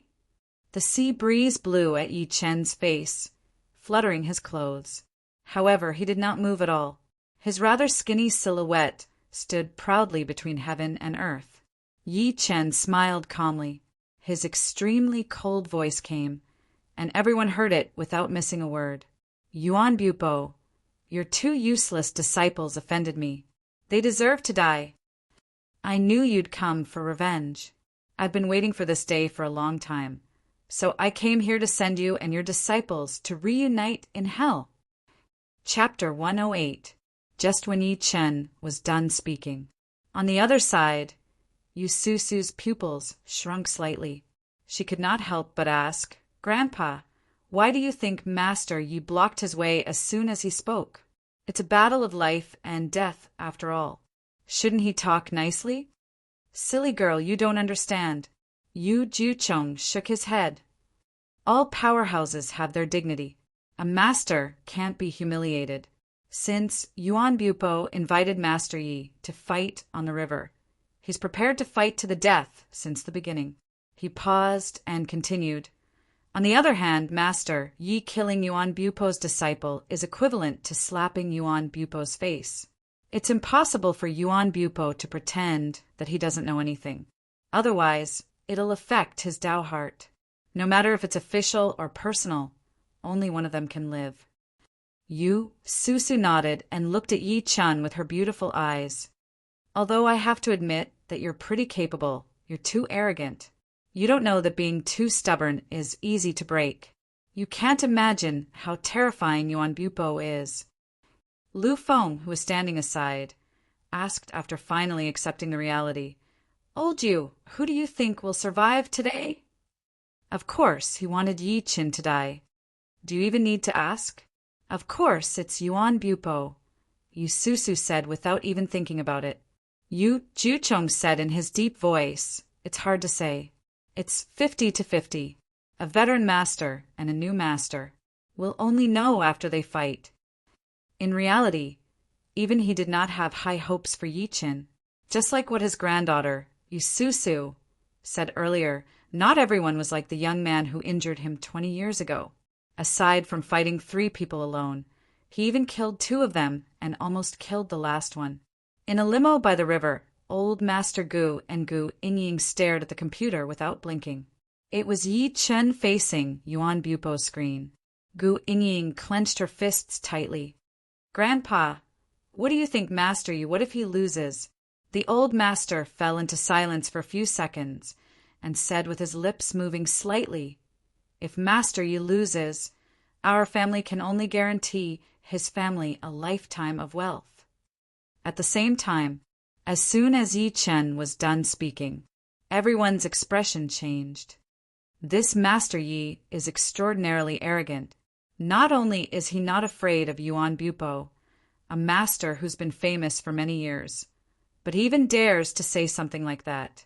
He was determined to provoke Yuan Bupo. As expected, Yuan Bupo could not stop laughing as if he had heard something funny.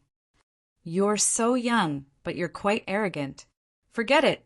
Let me teach you a lesson today about the immensity of heaven and earth. At this point, he took a deep breath and said with killing intent, Today you must die. Everyone was shocked. Yuan Bupo was finally enraged.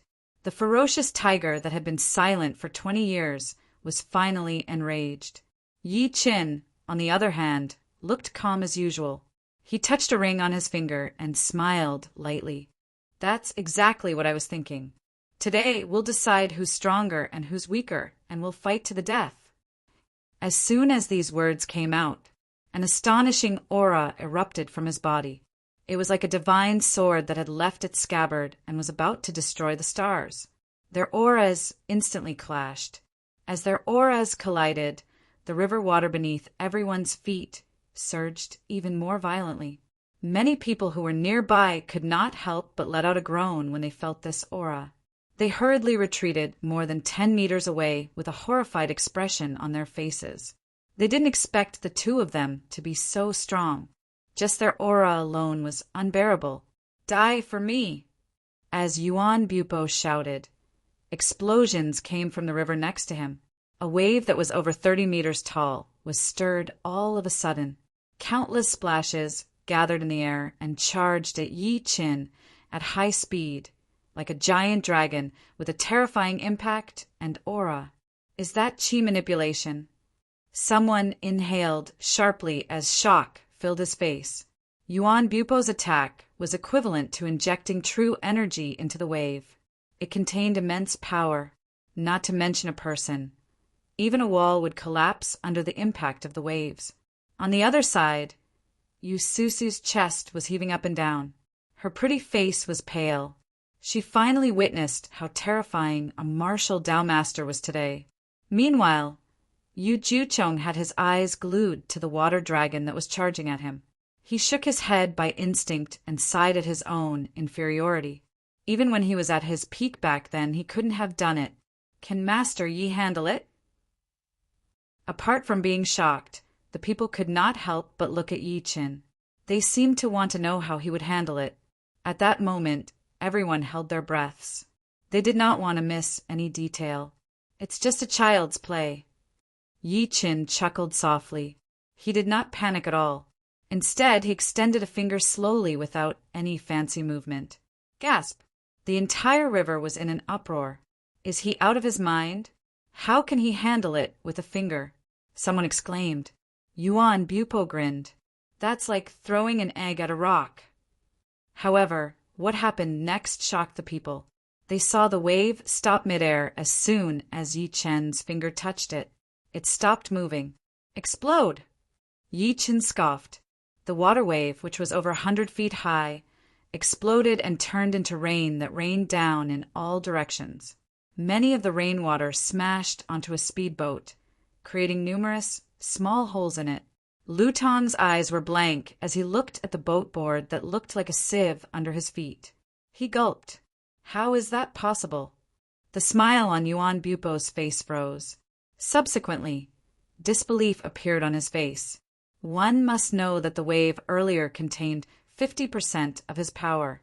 Even other martial Tao masters would not dare to take it head-on. However, it was pierced by Yi Chen's finger. The entire river was silent. Everyone's eyes were wide open as disbelief filled their eyes. Although they knew that Yi Chen's ability was powerful, was it necessary for him to be that powerful? How could he break Yuan Bupo's attack with just a finger? Yu Susu exclaimed and fell on the boat. Her pretty face was full of shock. How powerful is he? Yu Juchong exhaled a mouthful of foul air. His hands that were stretched out could not stop shaking. He could not hide the shock inside of him. This guy is really a genius. If he survives today, he'll definitely stand on the top of martial Tao in China. Meanwhile, young Master Wang, Lu Feng, and the rest watched everything blankly as if they had turned into stone. As everyone watched, Yi Qin lifted his head to look at Yuan Bupo, who had a drastic change of expression. He looked rather disappointed. Yuan Bupo, before I fought you, I still had a glimmer of hope for your ability. I thought I finally found an opponent. However, the truth has proven that I, Yi Qin, have overestimated you. The title of Tiana #1 is just an undeserved title. Chapter 109. I only need one hand to kill you. Hua! As soon as Yi Qin said that, an uproar broke out on the river. Everyone was stunned and shocked. He had only taken one attack from Yuan Bupo, and he had already become so arrogant? Good, very good. I've underestimated you. There are only a handful of geniuses like you in the entire China. Unfortunately, you're still going to die today. Yuan Bupo's face was extremely grim. He said good 3 times in a row. His tone sounded like he was praising Lin Huang, but it was filled with a murderous intent. Yi Qin managed to achieve this at such a young age. Nobody knew how terrifying he would become if he was given another 20 years. There can only be one Yuan Bupo in Tianan. I won't allow anyone to override me. Thinking of this, Yuan Bupo stomped his feet hard. As a loud thud came, the surface of the river under his feet caved in. The next moment, he soared into the air and threw a punch at Yi Qin. Like a falling meteorite, he set off an earth-shattering aura. Meanwhile, black shadows emanated from his body. The black shadows resembled swords, yet they also resembled killing intent. They gave off an indescribably demonic feeling. The sea breeze was whistling and the river was rolling. At that moment, Yuan Bupo streaked across the sky. His long hair danced in the wind as he threw a powerful punch as if he was going to smash Yi Chen, who was on the river. Yu Jucheng inhaled sharply, and his expression changed drastically. This is the majestic killing fist? Grandpa, what is majestic killer fist? Yu Susu, who was at the side, asked while holding back her shock. Yu Jucheng said in shock. The majestic killing fist was comprehended by Yuan Bupo after going into closed-door cultivation for 20 years. It represents Yuan Bupo's will. He's taking the monarch Dao, which means he's invincible and has nothing that he can't break. Under such circumstances, Yuan Bupo's power will double. What are those black things?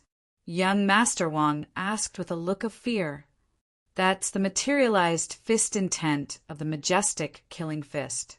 If a normal person were to come into contact with it, they would be smashed into pieces. Hiss! Yu Susu and the rest felt their scalps tingle. They could not help but look at Yi Chen by instinct. However, they realized that Yi Chen was standing still, as if he was scared out of his wits. Idiot, dodge quickly. Oh my God! Is he planning to take Yuan Bupo's majestic killer fist head-on? Crazy, crazy, he's really crazy. Seeing that Yi Chen was unmoved, everyone exclaimed at that moment. That was the way of the monarch killing fist. Do you want to take Yuan Bupo's ultimate skill head-on? Grandmaster Yi, I can't help but admire your talent, but I admire your courage even more. It's a pity that your life ends here. This is a consummate skill that I came up with after spending 20 years in seclusion. It's the killing fist of the way of the monarch. I was planning to use it to deal with the other 4 experts, but you forced my hand. To be able to die under my way of the monarch killing fist, you can die with a smile on your face. Yuan Bupo flew over and looked at Yi Chen with killing intent in his eyes. He had a fake smile on his face. Everyone secretly shook their heads with pity on their faces. Master Yi is doomed. It was unfortunate. The genius of the generation could have grown into a towering tree, but he had to pay with his life today because of his overconfidence and arrogance. Lu Feng could no longer hide the smirk on his face. Go to hell, Yi Chen. So what if you're so powerful that I can only look up to you? The truth has proven that I've lived longer than you. In the next second, Yuan Bupo's fist approached and landed accurately on Yi Chen's body. A loud clang was heard, and sparks flew everywhere. The people were shocked to find out that Yuan Bupo's punch did not kill Yi Chen. On the contrary, Yi Chen was still standing where he was like a stabilizing force. Oh my God, he really took it head-on? I wouldn't believe it if I didn't see it with my own eyes. Master Yi took Yuan Bupo's way of the monarch killing fist head-on with his body. How terrifying is his body! This world is crazy. Yu Jucheng was so shocked that he stood up. His pupils shrunk and were filled with fear. Subsequently, he forced a smile. I've misjudged him again. The younger generation will surpass the older generation. Lu Feng shuddered. He was so shocked that he almost suffocated. The most shocked person was none other than Yuan Bupo. Not to mention metal. Even the hardest thing in the world could be penetrated by this punch of his. However, Yi Chen was fine. Impossible. He roared and threw another punch at Yi Chen. Another clang was heard. This time, he was thrown over 30 meters away. His entire body was sent flying more than 100 feet away, and he kept retreating on the surface of the river. When he finally managed to stop himself, there was a trickle of blood at the corner of his lips. He looked horrified. Who exactly are you? Why is your body so powerful? If one were to look closely, they would notice that his right hand that was behind his back was shaking intensely. Not only was Yi Chen fine when he attacked Yi Chen with the monarch killing fist, but his hand was fractured from the impact. Where exactly did this monster come from? However, he had no idea that Yi Chen's body had become a saint since a long time ago. Although he was injured when he returned to Earth and traveled through space, a mere monarch-killing fist could not hurt him. Everyone's dumbstruck gaze greeted him. Yi Chen stood with his arms behind his back as his clothes fluttered. Who am I? Of course, I'm the one who killed you. Yuan Bupo, if that's all you've got, then everything will be over. 33 days, creation, divine fist. The 7th move. Sky burning palm. His voice fell. A ball of golden flame bloomed on Yi Chen's clenched right fist, like the god of fire's hand. The next moment, he stretched out his fingers and opened his fist into a palm. His entire body was wrapped in golden flames, and the surrounding air began to fluctuate at a speed visible to the naked eye, as if it was unable to endure the high temperature. What's that? At that moment, everyone on the river seemed to have frozen. They stared blankly at Yi Chen's hand. Is this magic? Yu Susu's beautiful eyes glazed over. She felt that it was ridiculous for a living person to create flames out of thin air. Yu Jiucheng inhaled and gulped hard. No, it's not magic. This is fire transformed from true energy. I can't believe, Master, you managed to do this. Although they were so far away, he could still feel the high temperature coming from that hand. Yuan Bupo's expression changed drastically. He retreated immediately because he sensed a threatening aura from Yi Chen's right hand. It was a lethal aura. You're only running now. Don't you think it's too late? Yi Chen chuckled softly and charged his palm out. A giant palm print that was consolidated from flames rose from the ground. The entire sky seemed to be covered by the palm print. At the same time, all of the river water within hundreds of meters with Yi Chen as the center evaporated and turned into steaming hot air. Chapter 110. As Yi Chen slammed his palm out, within a radius of a few hundred meters, the river water boiled and then evaporated. The clouds turned red rapidly as the palm landed. It was as if the entire river and sky were burning. The burning palm could burn the sky with a single palm. Although his cultivation base was no longer at its peak, the power that he performed was still extraordinary. The people who were watching the battle could not help but break out in cold sweat. A few words appeared in their heads at the same time. Boiling the sea into wine. That was right. Only those words could describe the shock they felt. They might not be able to forget the scene before them for the rest of their lives. Divine skill, it's truly a divine skill. Yu Jiucheng's eyes were wide open while his lower lip quivered. His image of Yi Chen rose a lot again. He was like a god to him. At the same time, the giant palm print in the air charged at Yuan Bupo, who was running at high speed. He sensed the heat coming from behind him. Rise! Yuan Bupo punched the river beneath his feet. As a loud thud came, over 10 giant waves that were over 30 meters tall exploded around him. The giant waves charged at the palm print. In the next second, the expression on Yuan Bupo's face froze. This was because he discovered that the dozen or so huge waves had evaporated into steaming hot air before they even came into contact with the palm print. Yuan Bupo had goosebumps all over his body at that moment. He screamed, no. Bang! The palm print landed hard on his body. He spat a mouthful of blood out and was thrown hundreds of meters away. Eventually, he fell to the bottom of the river like a cannonball. Meanwhile, the place where he fell was boiling. Bubbles were popping out, and scorching white waves were stirred. There was dead silence on the river. Thick fear and shock were written all over everyone's face. He had lost. Yuan Bupo had lost. No matter if he was dead or alive, he had lost. The veteran master, who had been famous for many years, the martial Tao expert that everyone had high hopes for, was defeated just like that. Moreover, he was defeated by Master Yi with a single move. At that moment, everyone had their eyes on Yi Chen at the same time. On the boiling river, the silhouette stood with his arms behind his back. His sleeves were fluttering, and he was like a blinding sun. Nobody dared to look at him directly. He actually won. Yu Susu bit her lips tightly, and her pretty face was filled with shock. Lu Feng's eyes were wide open. He found it hard to accept. Impossible, impossible. Young Master Wang sat on the ground, shivering. He could not help but feel dizzy when he recalled calling Yi Chen a bumpkin and asking him to apologize to Lu Feng. Cough, cough, cough. At this time, a violent cough woke everyone up, and they looked in the direction of the sound. A naked, pitch-black silhouette emerged from the river. Half of his body was charred black, and he looked very miserable. Yuan Bupo? He's not dead? Before the crowd could react, the black shadow quickly ran towards the other side of the river, and in the blink of an eye, it had leaped over 100 feet away. Everyone was shocked. Yuan Bupo ran away. They could not accept the fact that a martial Tao master had chosen to run away. Yuan Bupo, you can't escape. Today, the Surge River will be your burial ground.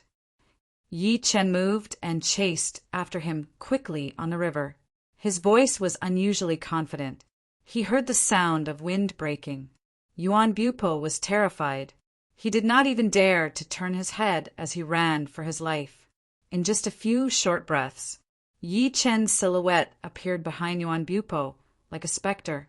Yuan Bupo turned his head and threw a punch at Yi Chen. Yi Chen threw a punch too.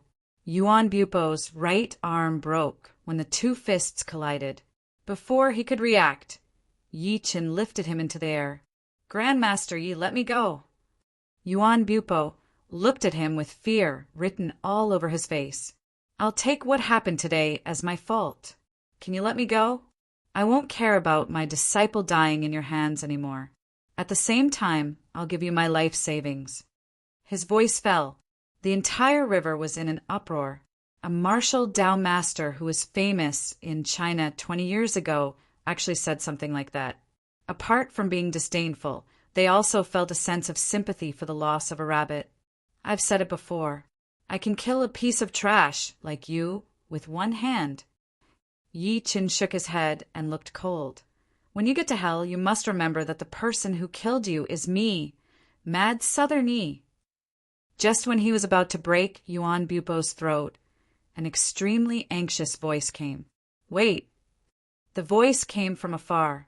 Everyone couldn't help but turn around to look. In the distance, a figure quickly swept over the surface of the river. The figure was getting closer and closer, and finally appeared in everyone's line of sight. It was a black-robed old man with a sinister expression. Most importantly, there was a golden sword and saber pattern engraved on his chest. They're from the Martial Alliance. Someone's expression changed as he immediately recognized it. Meanwhile, on a speedboat, Lu Tong was overjoyed. It's Elder Feng. Elder Feng is here. Facing everyone's respectful gazes, the old man said nothing and stopped when he was less than 50 meters away from Yi Chen. He could not help but look at Yuan Bupo, who Yi Chen lifted midair. Senior brother, save me. I don't want to die. Yuan Bupo seemed to be grasping at straws. The old man scoffed and looked at Yi Chen. He said in his deep voice, Master Yi, I'm Feng Kuai, an elder of the Martial Alliance. Yuan Bupo is my junior brother. I hope that you'll do me a favor and let him go. Everyone exclaimed as soon as he was done speaking. Firstly, they were shocked that the old man was an elder of the Martial Alliance. Secondly, they were shocked that he was Yuan Bupo's senior brother. 2 masters in one sect? That was terrifying. Everyone could not help but look at Yi Chen as they thought to this point.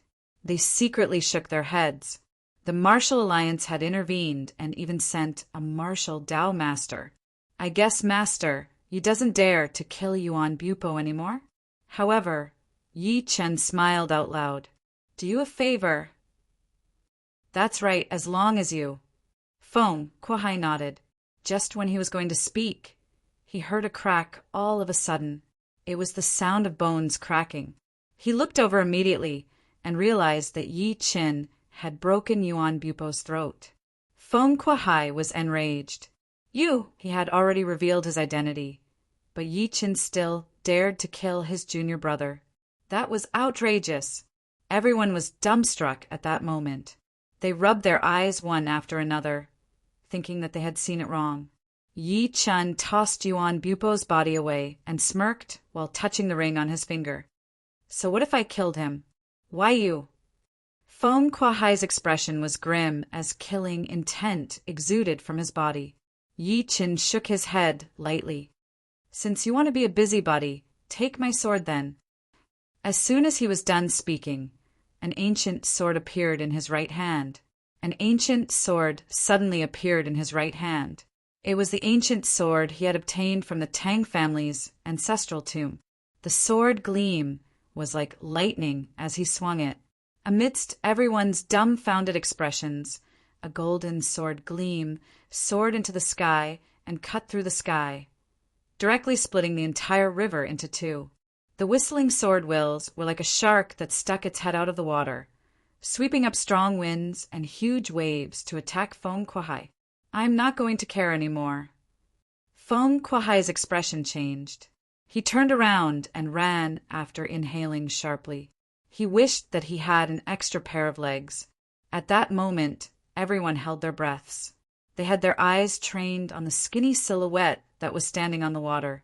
They had different expressions on their faces as a few words appeared in their heads at the same time. Boiling the sea into wine, lighting up the land with a sword. Yi Chun put the ancient sword away and glanced at everyone. His extremely cold voice echoed through the entire river. The Southern Killer is dead. Chapter 111. On the wooden boat, Qin Susu and the rest were dumbstruck. They could not get that arrogant silhouette out of their minds. Yu Juchong stood there for a long time. His lips trembled slightly as he snapped back to his senses. From today onwards, the name of Mad Southern Yi shall spread far and wide. Greetings, Master Yi.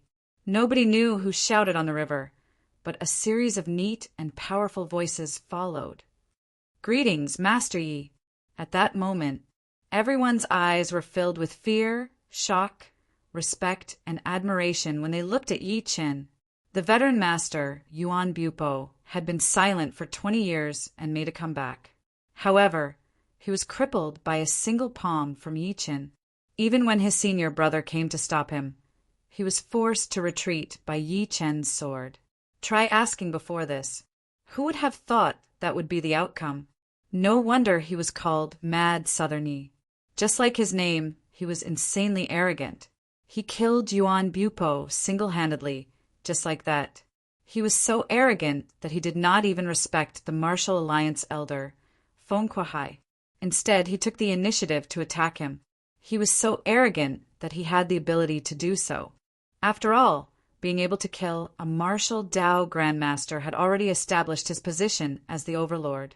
It was probably something that other martial Dao Grandmasters could not achieve. Someone could not help but take a deep breath and say, he became a martial Dao Master at the age of 30 and killed Yuan Bupo single-handedly. How terrifying. From today onwards, he'll be the Tiannan #1. Nobody in the entire Tiannan can hide his brilliance. The rest nodded one after another. The Southern Killer was dead. Mad Southern was back. There would no longer be Eastern Superior, Western Overlord, Southern Killer, Northern Devil, and Zhongwen Jian. They would be replaced by Eastern Superior, Western Overlord, Mad Southern, Northern Devil, and Zhongwen Jian. Meanwhile, Mad Southern Yi was the #1 among the younger generation. Even the other 4 powerhouses could not do that at his age. On a speedboat, Lu Tong watched that with a dumbstruck expression. He felt like his head was shaking. Master Yi, Mad Southern Yi. He was so powerful. To think that he was arrogant toward Yi Chun in the Gu residence with his identity as the Martial Alliance's Hall Master. He even mocked Yi Chun for accepting Yuan Bupo's challenge. He shuddered and urged his men to drive the speedboat away, quietly. He dared not stay any longer.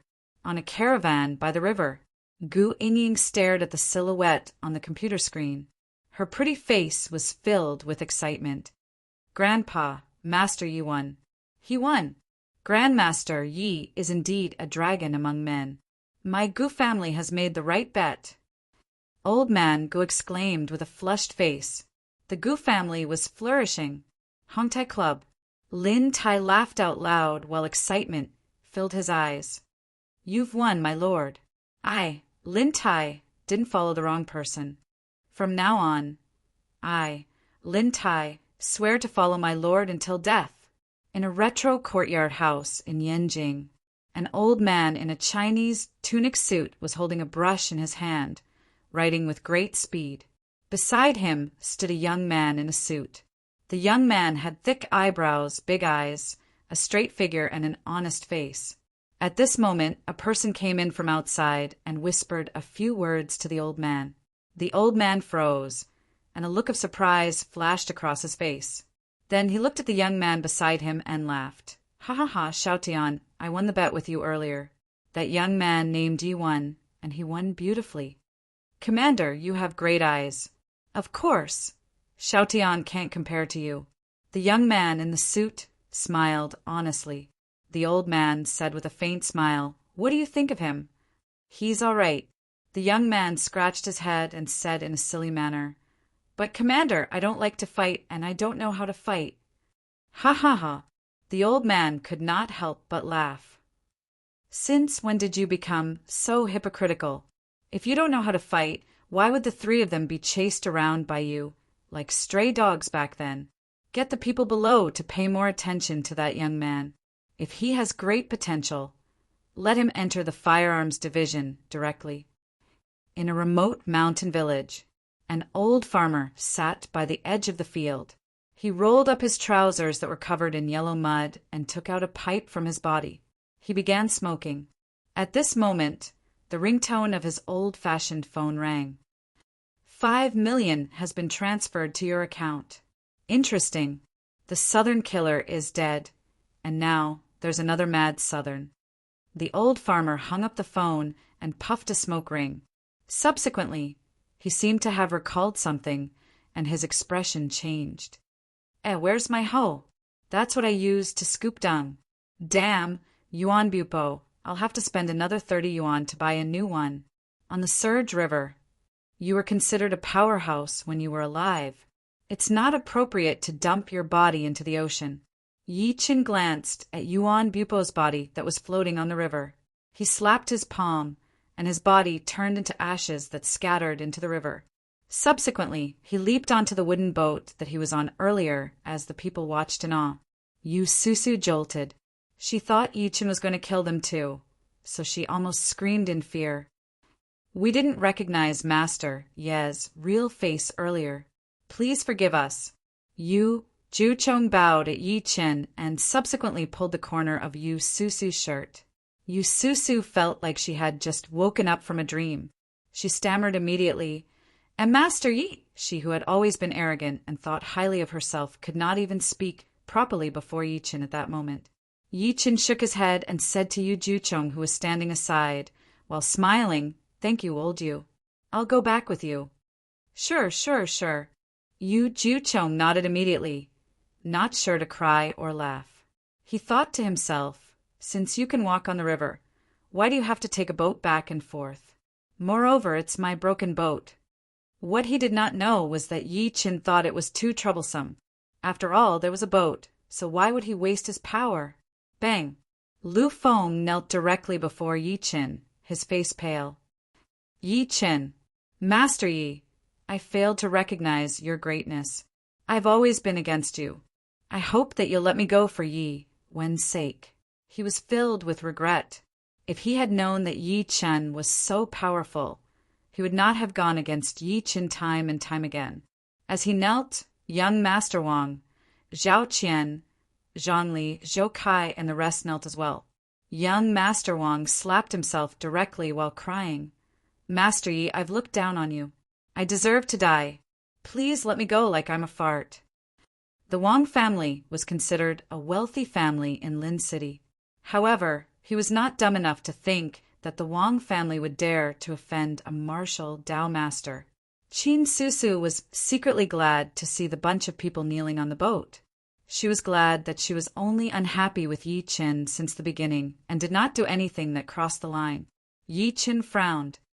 Get up, all of you. I'll let bygones be bygones as long as you guys don't offend me in the future. Lu Feng and the rest cursed and swore all sorts of vows. Yi Chen ignored them and secretly recuperated the power that he had drained. Nobody dared to speak, since he did not speak. Yu Jiucheng was the only one who could not help but say, "Master Yi will definitely be on the heaven leaderboard when the news of today's battle spreads." Chapter 112. That's right, it's the heaven list. Yu Jiuzhong nodded and said, "The so-called heaven leaderboard is a leaderboard released by the Martial Alliance. It includes all the martial Dao masters in China. The leaderboard ranks them according to their ability." Yi Qin came to a realization. However, he did not care about this.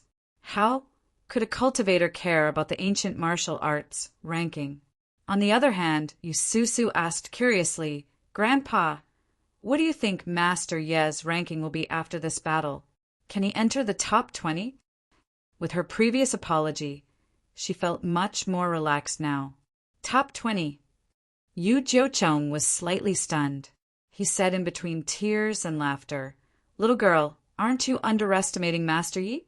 Yuan Bupo was ranked number 18 on the heaven leaderboard 20 years ago. His ability must have improved after 20 years, but he was still killed by Master Yi." He paused for a moment. "In my opinion, Master Yi can at least enter the top 15 of the heaven leaderboard." Top 15? Yu Susu's red lips parted slightly. She was shocked as she observed Yi Chen with her beautiful eyes. If it was in the past, she would not have cared about Yi Chen's ordinary face at all. However, at this moment he seemed more mature to her. To be precise, it was charm. This guy was actually quite handsome. As she thought about it, she couldn't help but blush. The only thing that disappointed her was that Yi Chen did not even look at her since they boarded the boat. This caused Yu Susu to be unable to help but doubt her own beauty, and she couldn't help but mutter, "Why is this fellow always so cold and unreasonable?" Women were such strange creatures. When she hated someone, even if the other party was wearing the most fashionable clothes in the world, it was still unsightly. On the other hand, even if the other party was wearing cheap clothes, she would still feel that it was very tasteful. Soon, Yu Jiucheng rowed the boat to the shore. Yi Chen thanked him and rushed home. On the contrary, young Master Wang and the others deliberately fell a few steps behind, not daring to walk with him. After they parted ways, just when Lu Feng was about to bring his men back, two beautiful figures ran over while panting. They were Yi Wen and Olan. Yi Wen was stunned at first when she saw Lu Feng. Subsequently, she asked anxiously, "Lu Feng, are you guys here to watch that battle too?" Lu Feng nodded with a complicated expression. "Did you guys see Yi Chen? How's he?" Oh, Lan looked around and could not help but ask. They had planned to come over early in the morning, but Yi Wen's mother, Yang Hui, fell all of a sudden and was admitted to the hospital. They missed it because of the delay. Lu Feng said with an unnatural expression he left. Gone. Yi Wen's face turned extremely pale when she heard that. She could not help but take a few steps back. "My cousin is dead?" Olan's pretty face changed too. "Are you saying that Yi Chen died in that battle?" "No, what I meant was that Master Yi went home after the fight." Lu Feng explained immediately when he realized that they had misunderstood. Yi Wen was slightly stunned. She said while crying tears of joy, "Does that mean my cousin is fine?" "That's right. The one who's dead is the one with the surname Yuan. Not even his bones remain." Lu Feng was upset that his ex-girlfriend cared about another man in front of him, even though the man was her cousin.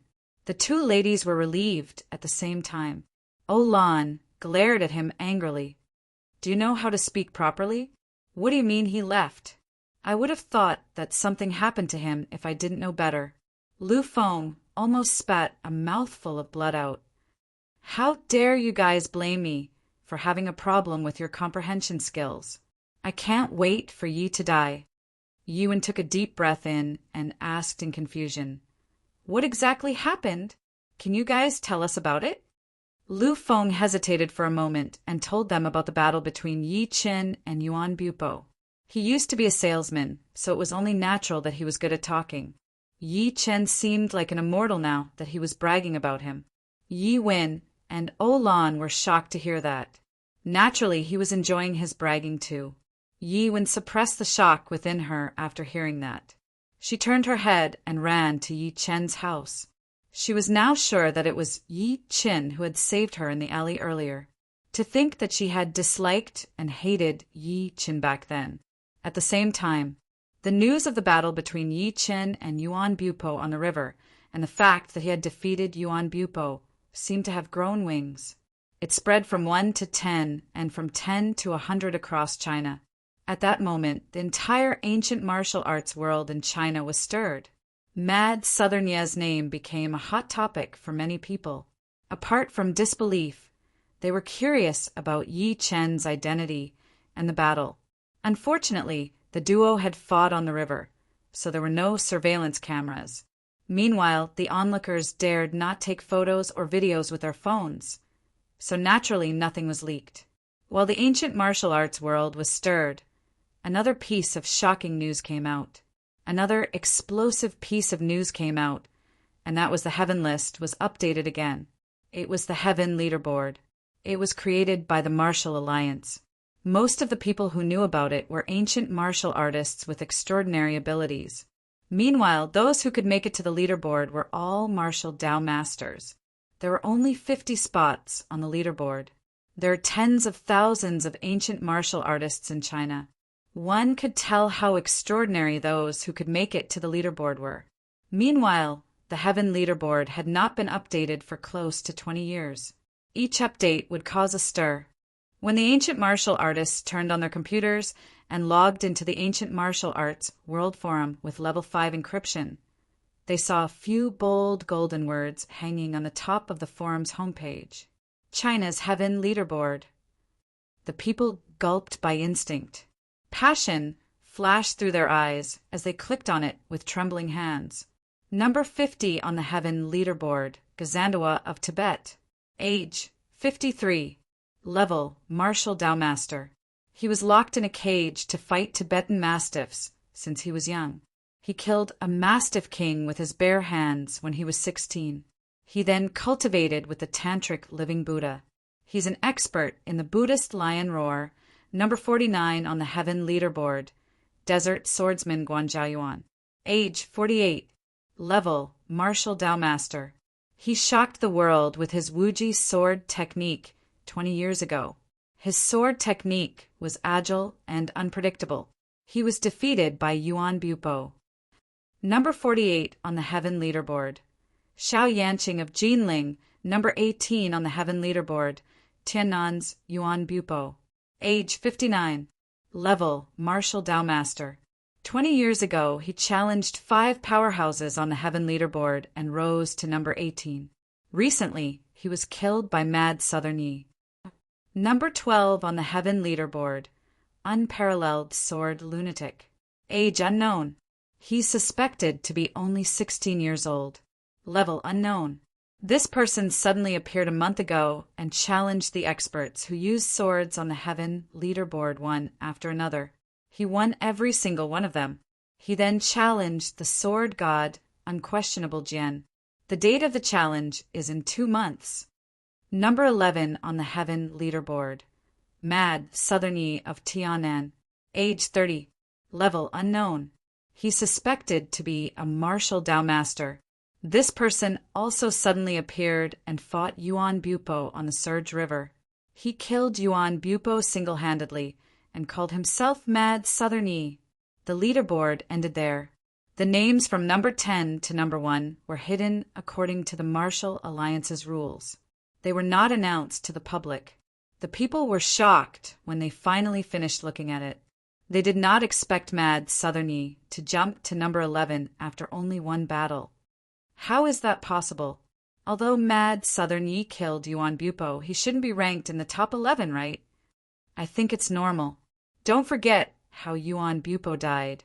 Mad Southern Yi killed him with a single palm. Clearly, he didn't unleash his full ability. That's interesting. Didn't you guys notice that the number 11 on the Heaven leaderboard was that Unparalleled Sword Lunatic? In the end, Mad Southern Yi pushed him to number 12. While the people were shocked, they realized that something was off. The Martial Alliance's move was equivalent to making Mad Southern Yi a target.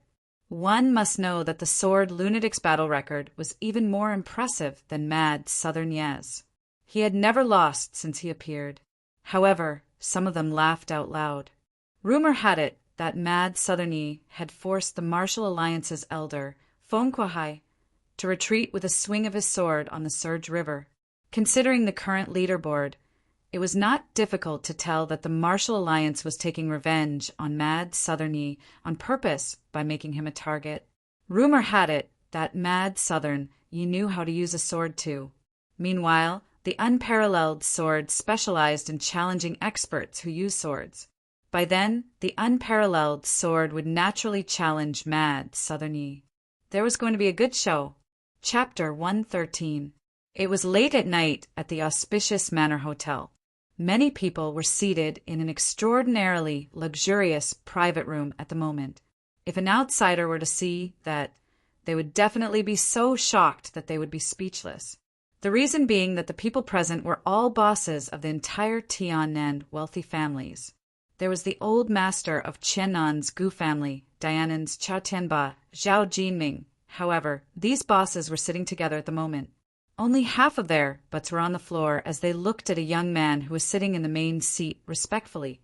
The young man was carrying a little girl who was 4 or 5 years old. Compared to the people who were being reserved, the little girl was much more casual. She was eating a hairy crab with oil all over her mouth. "Daddy, I want more of that." The little girl did not even bother to wipe her mouth after finishing the hairy crab in her hand. She looked at the plate of sweet and sour ribs on the table pitifully.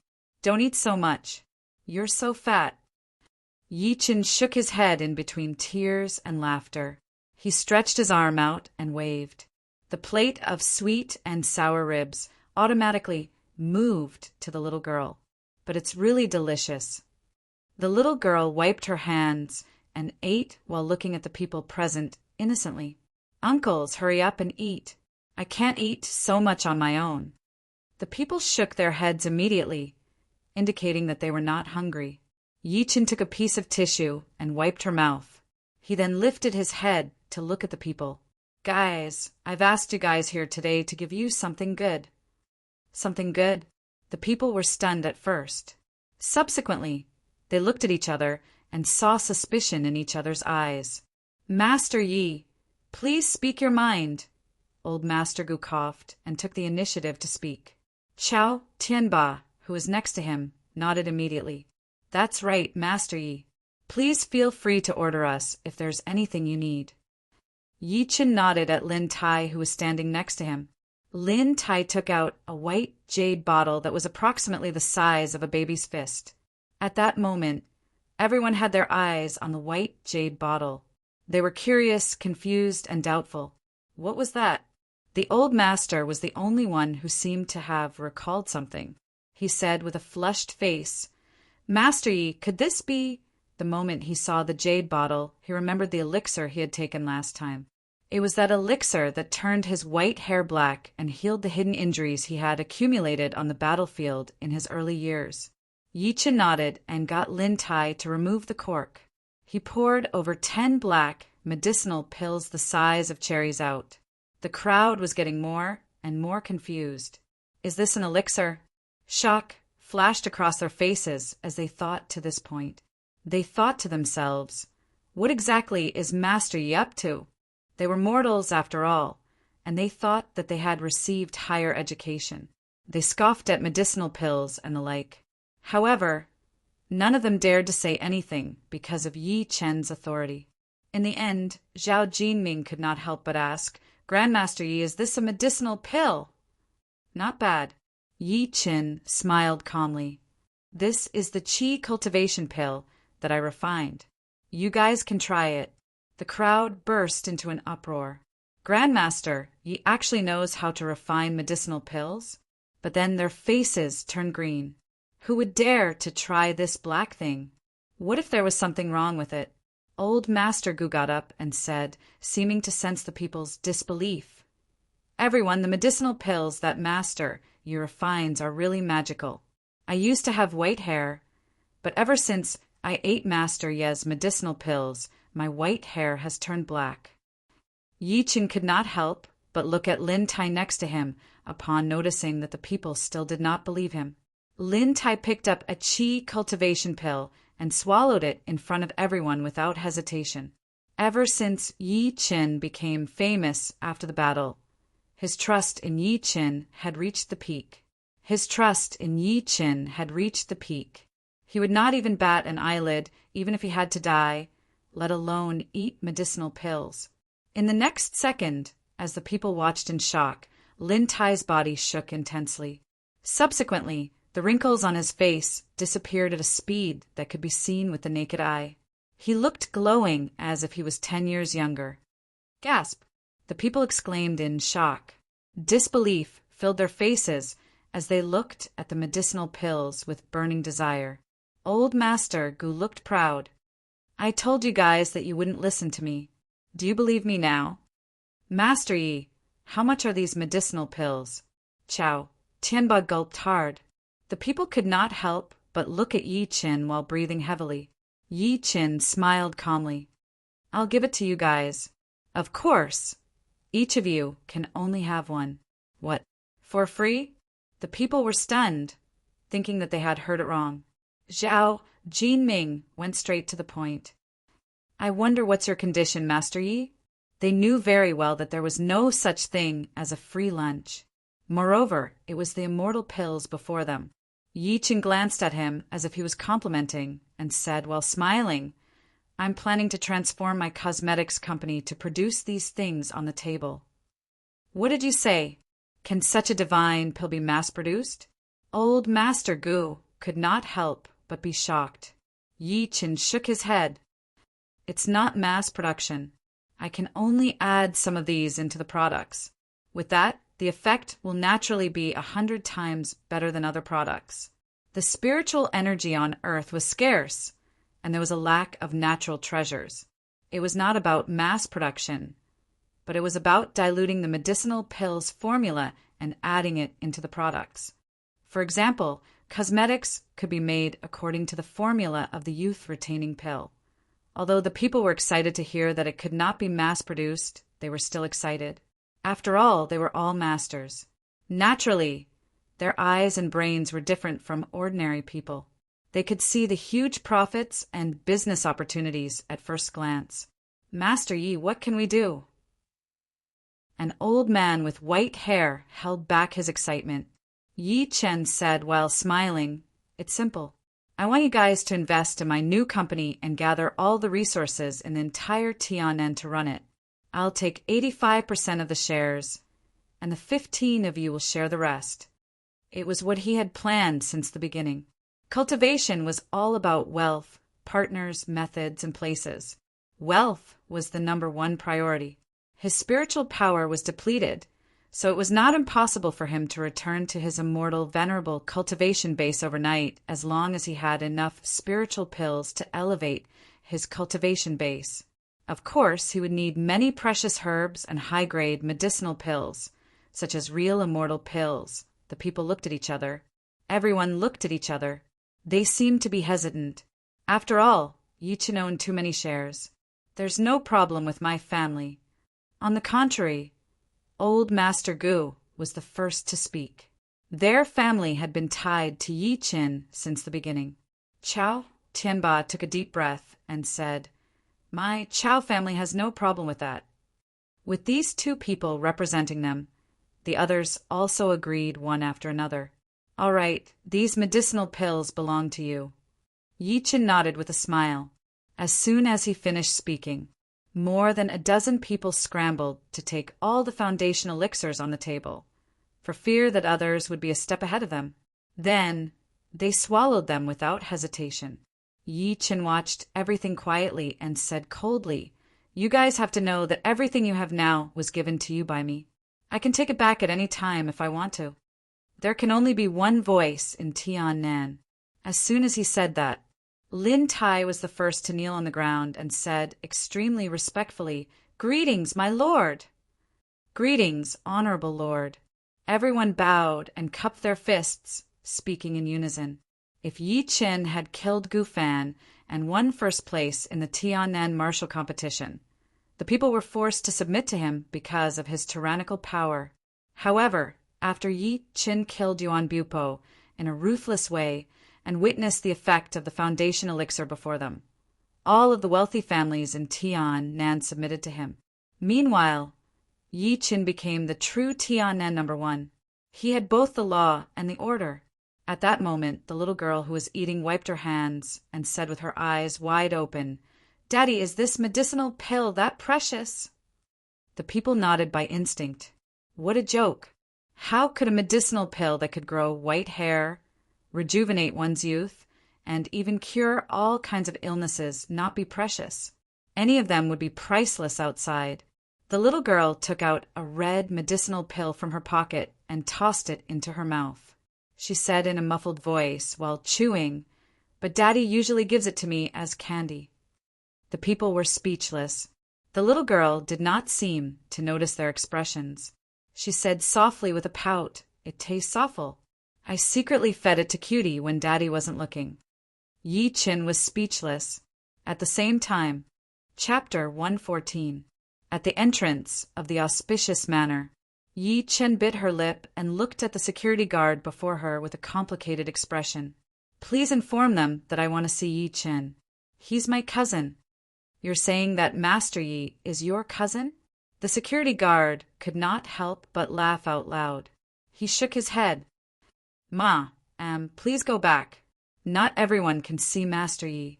Ever since the incident where Yi Qin was stopped at the hotel, Fatty Fong, who was the person in charge of the hotel, got a new batch of high-quality service staff. He even sent Yi Qin's photo to each of the staff. He told them to remember his face and not to offend him.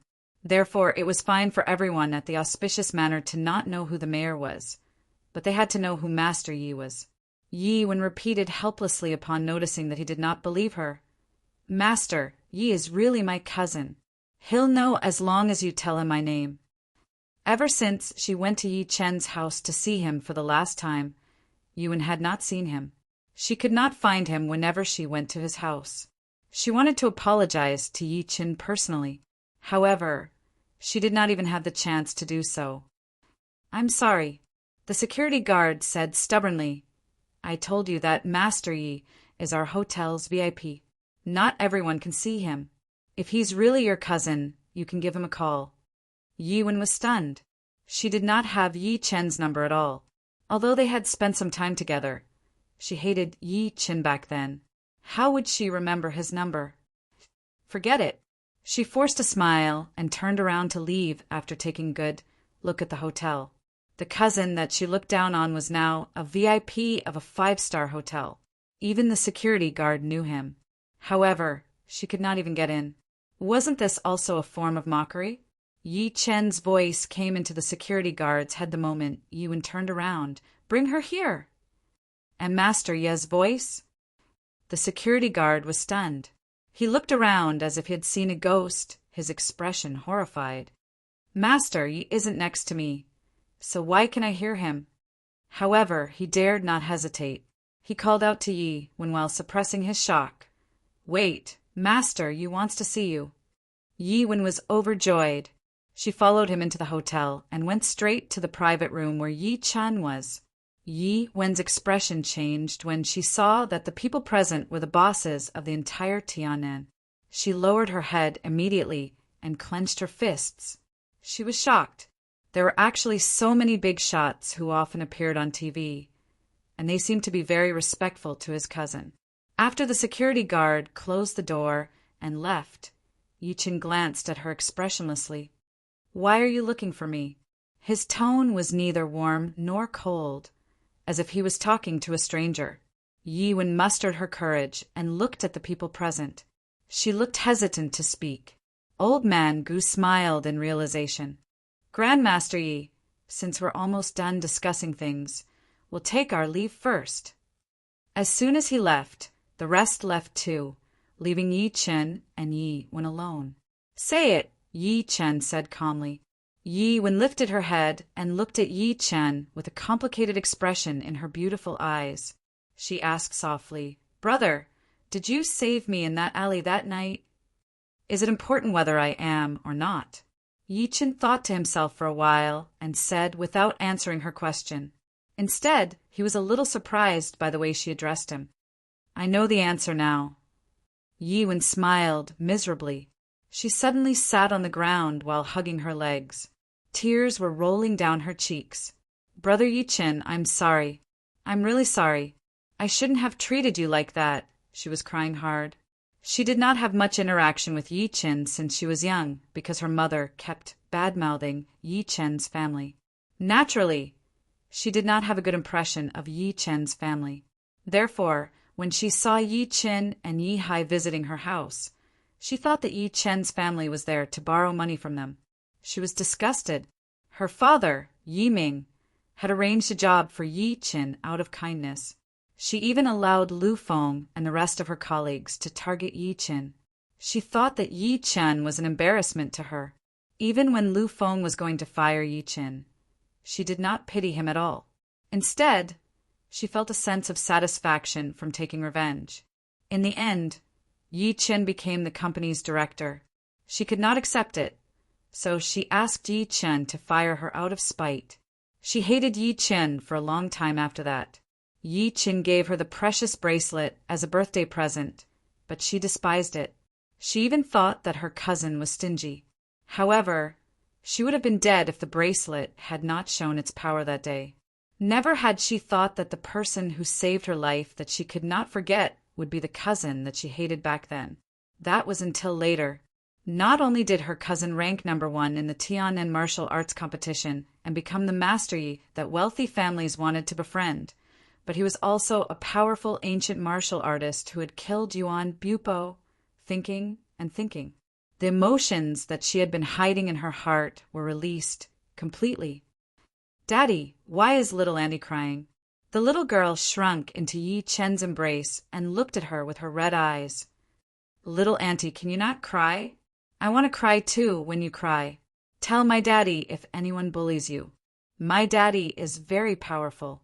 Yi Wen was crying even harder. The little girl cried too. She was like a barrel of gunpowder that was ignited. She hugged Yi Chen's neck and wiped her tears. "Daddy, I miss Mommy. I miss Mommy so much." At that moment, it was as if there were two monkeys wreaking havoc in the house. Yi Chen could not help but feel a headache. He took a tissue to wipe the little girl's tears and lifted his head to say to Yi Wen, "All right, stop crying. Let bygones be bygones." In a luxurious manner in Beijing, two young men sat opposite each other. There's a chessboard before them, and they each played black and white. The young man with the black piece stared at the chessboard. "I heard that there's a mad Southern Yi in Tianan recently. I can't believe he killed Yuan Bupo. What are you worried about?" The young man with the white piece asked without even lifting his head. "I'm not worried about anything, but I've been having a bad feeling lately. It's like something's going to happen." The young man with the black piece said in his deep voice, "That piece of trash that I tossed into the river like a dead dog seems to have the surname Yi too. I wonder if it's a coincidence." "You're overthinking it. If it's really him, I'm afraid he wouldn't be able to wait. However, the situation in China is a little chaotic at the moment. First, the unparalleled sword wreaked havoc in the northwest, and then mad Southern Yi turned Tianan upside down." The young man with the white piece frowned. "I'm still a little worried.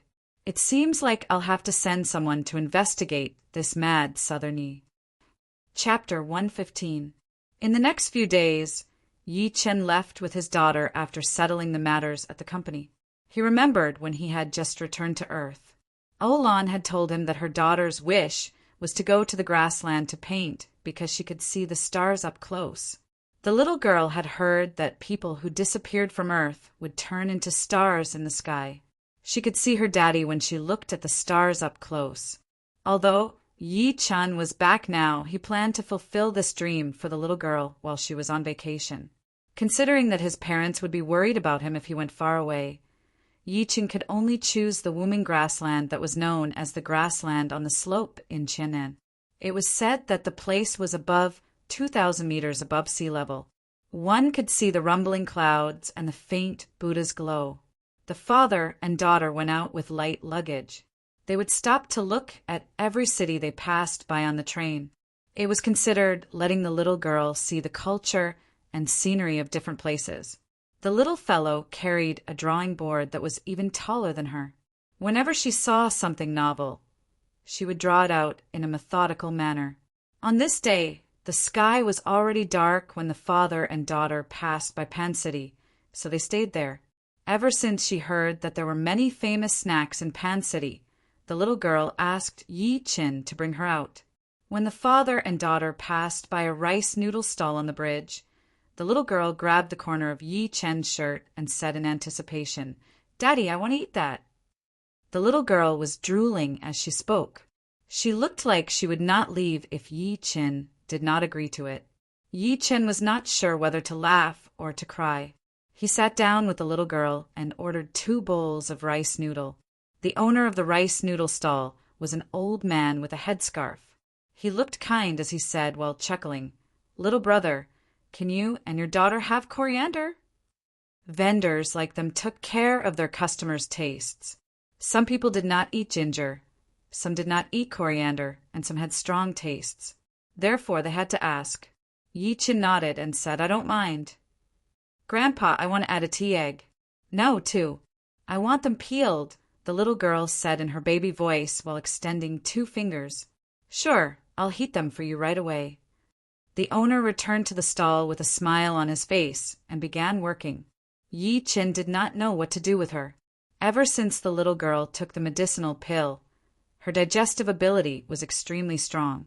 She had just eaten a meal 2 hours ago, yet she was hungry now and had eaten so much.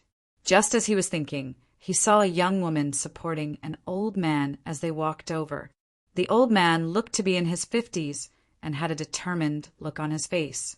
He was dressed in a tang suit. As for the woman, she was dressed in a green cheongsam that accentuated her exquisite figure. "Zishuan, why don't you finish your rice noodles here?" The old man sat on the table next to Yi Chen and looked at the lady in a begging manner. "Grandpa, why don't we go to another place?" The woman called Zishuan frowned and looked at the stall with some disdain. "You can eat at Mr. Li's place, but if you have any problems eating here, little girl, although I'm just a cart stall, I've been running it for 5 years. I can definitely guarantee that the materials are authentic and hygienic." When the boss who was boiling the powder heard this, he was a little unhappy. "I'll take responsibility if there's a problem with your food." "Can you bear the responsibility?" Zishuan scoffed. Just when she was going to speak, the old man waved his hand. "All right, I've decided to eat here. I've been eating vegetables and carrots at the nursing home and all sorts of medicinal cuisines. I'm about to throw up. Can you let me have a taste this time?" Zishuan hesitated and lifted her eyes to speak to the boss. "I'd like a bowl of rice noodles. Don't put any spiciness in it." "Sure." The boss welcomed them and placed 2 bowls of rice noodles on Yi Chen's table. He said, while smiling, "There's vinegar and soy sauce on the table. Add some yourself." "Thank you, Grandpa." The little girl thanked him politely. She picked up her chopsticks and began eating a peeled tea egg. "Eat slowly. Don't burn yourself. Nobody's going to fight you for it," Yi Chen reminded worriedly. At the same time, Zishuan looked at Yi Chen and Meng Meng, who were sitting across her, as soon as she sat down. She secretly shook her head when she saw Meng Meng gobbling down her food. What kind of table manners is this? Is she a hungry ghost? She then took a good look at Yi Chen. Noticing that he was dressed casually, Zishuan thought that the father and daughter were from a poor family. She shook her head and stopped caring about them. Soon, the old man's bowl of rice noodles was brought over. The old man's bowl of rice noodles was brought over. "It's delicious." The old man took a bite and looked like he was reminiscing. "It's been over 30 years since I've tasted something like this." At his position, he was already sick of eating delicacies. He would rather eat a few home-cooked dishes. Zishuan could not help but roll her eyes. It's just a bowl of rice noodles. Do you have to do that? Seeing that the little girl was done with the tea egg, Yi Qin pulled a piece of tissue to wipe her mouth. Suddenly, he lifted his head to look at the night far away as if he sensed something. Bang! A rock the size of a fist flew over with a whistling sound. To be exact, it was flying toward the old man and his granddaughter who were eating rice noodles. The old man noticed it too. His expression changed as he got up and stretched his arm out to catch it. Although he caught it, he staggered a few steps back. The expression on Zishuan's pretty face changed. "Grandpa, what's wrong?" The old man said nothing. He looked at the night far away with a serious expression. Soon, 3 middle-aged men in black martial arts attire with malicious expressions walked over. The 3 of them looked exactly the same. They were triplets. The rice noodle stall owner went up to them immediately and said while smiling, "Are you guys here to eat rice noodles?" The leading middle-aged man kicked the owner out, causing him to smash many tables. The other customers got up and ran away in shock. They did not even bother to pay. The old man said in his deep voice, "Who are you guys?" "Xiang Minglu, we haven't seen each other for over 30 years. Don't you recognize us?" The leading man grinned coldly. The old man took a deep breath in. "You guys are the Lingnan thugs?" "Grandpa, what's the Lingnan thugs?" Zishuan's pretty face changed slightly as she asked softly. The old man said in a bitter voice, "The 3 people who are active in Lingnan. They're ancient martial artists with powerful abilities. They gathered a bunch of desperados to fight the local government." The second brother said while laughing in rage, "Xiang Minglu, 30 years ago, you sent troops to kill my father but failed. Then you used my mother as a hostage to lure my father down the mountain. In the end, my father was shot to death. My mother was even more depressed. I didn't expect that we would meet you here. Your father occupied the mountain and became the king. Everything he did was murder and arson. He deserved to die."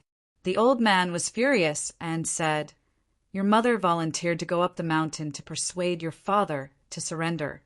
However, your father wanted to take me hostage and escape. He was shot to death by my guards. Who can you blame? 30 years ago, the Lingnan area was plagued by bandits. The biggest bandit leader was called Qin Bao. At that time, Xiang Minglu brought a battalion to suppress the bandits. Qin Bao used the advantage of the mountain to inflict heavy casualties on them. At the crucial moment, the chief of staff of the battalion advocated psychological warfare. He used the bandits' families at the foot of the mountain to persuade them to surrender. Qin Bao was one of them. After going down the mountain, he wanted to take Xiang Minglu hostage and escape. In the end, he was killed by gunfire. The hatred of killing our father is irreconcilable. Since we 3 brothers have met you here, you should leave your lives here." The eldest brother of the Chun family licked his lips. He looked furious. After saying this, he took the lead and punched Xiang Minglu. "Zishuan, get out of the way." Xiang Minglu pushed his granddaughter and quickly met the palm of the eldest brother of the Chen family. After the 2 palms collided, the eldest brother of the Qin family took 2 steps back. The 2 people standing behind him saw that the situation was not good. They attacked Xiang Minglu from both sides. Xiang Minglu rolled a few meters away and spat out a mouthful of blood. "Grandpa, are you okay?" Zishuan hurriedly ran over and helped him up. Her pretty face was full of anxiety. After Xiang Minglu stood up, he looked at the 3 brothers of the Qin family with a trace of horror in his eyes. "I didn't expect you to break through to the internal energy stage." He himself was also in the internal energy stage. If he faced one of them alone, he would not be at a disadvantage at all. However, facing 3 at the same time, he was powerless. For a moment, his heart could not help but sink. It was very likely that he and his granddaughter would die here today. Zishuan subconsciously stood in front of Xiang Minglu and said with a face full of anger, "If you want to kill me. Don't kill my grandpa." Although she said that, her eyes were still looking around, trying to think of a way to escape. However, she realized that Yi Chen and his daughter were enjoying their rice noodles at the table next to them as if they did not see the terrible situation. The others had already run away. Zi Xian secretly frowned. This idiot, at a time like this, he doesn't know how to run for his life, and he still has the mood to eat noodles? Xiang Minglu noticed Yi Chen and his daughter too. He forced a smile, and subsequently looked at the three Qin brothers. I admit defeat today. I'm the only one responsible for your father's death. As long as you guys are willing to let my granddaughter and the little brother go, I'll let you do whatever you want me. As soon as he said this, the three Chen brothers sneered and were just about to refuse. Yi Chen, who was standing aside, ate a mouthful of rice noodles and said in a muffled voice, "You guys fight. Don't worry about us." Chapter 116.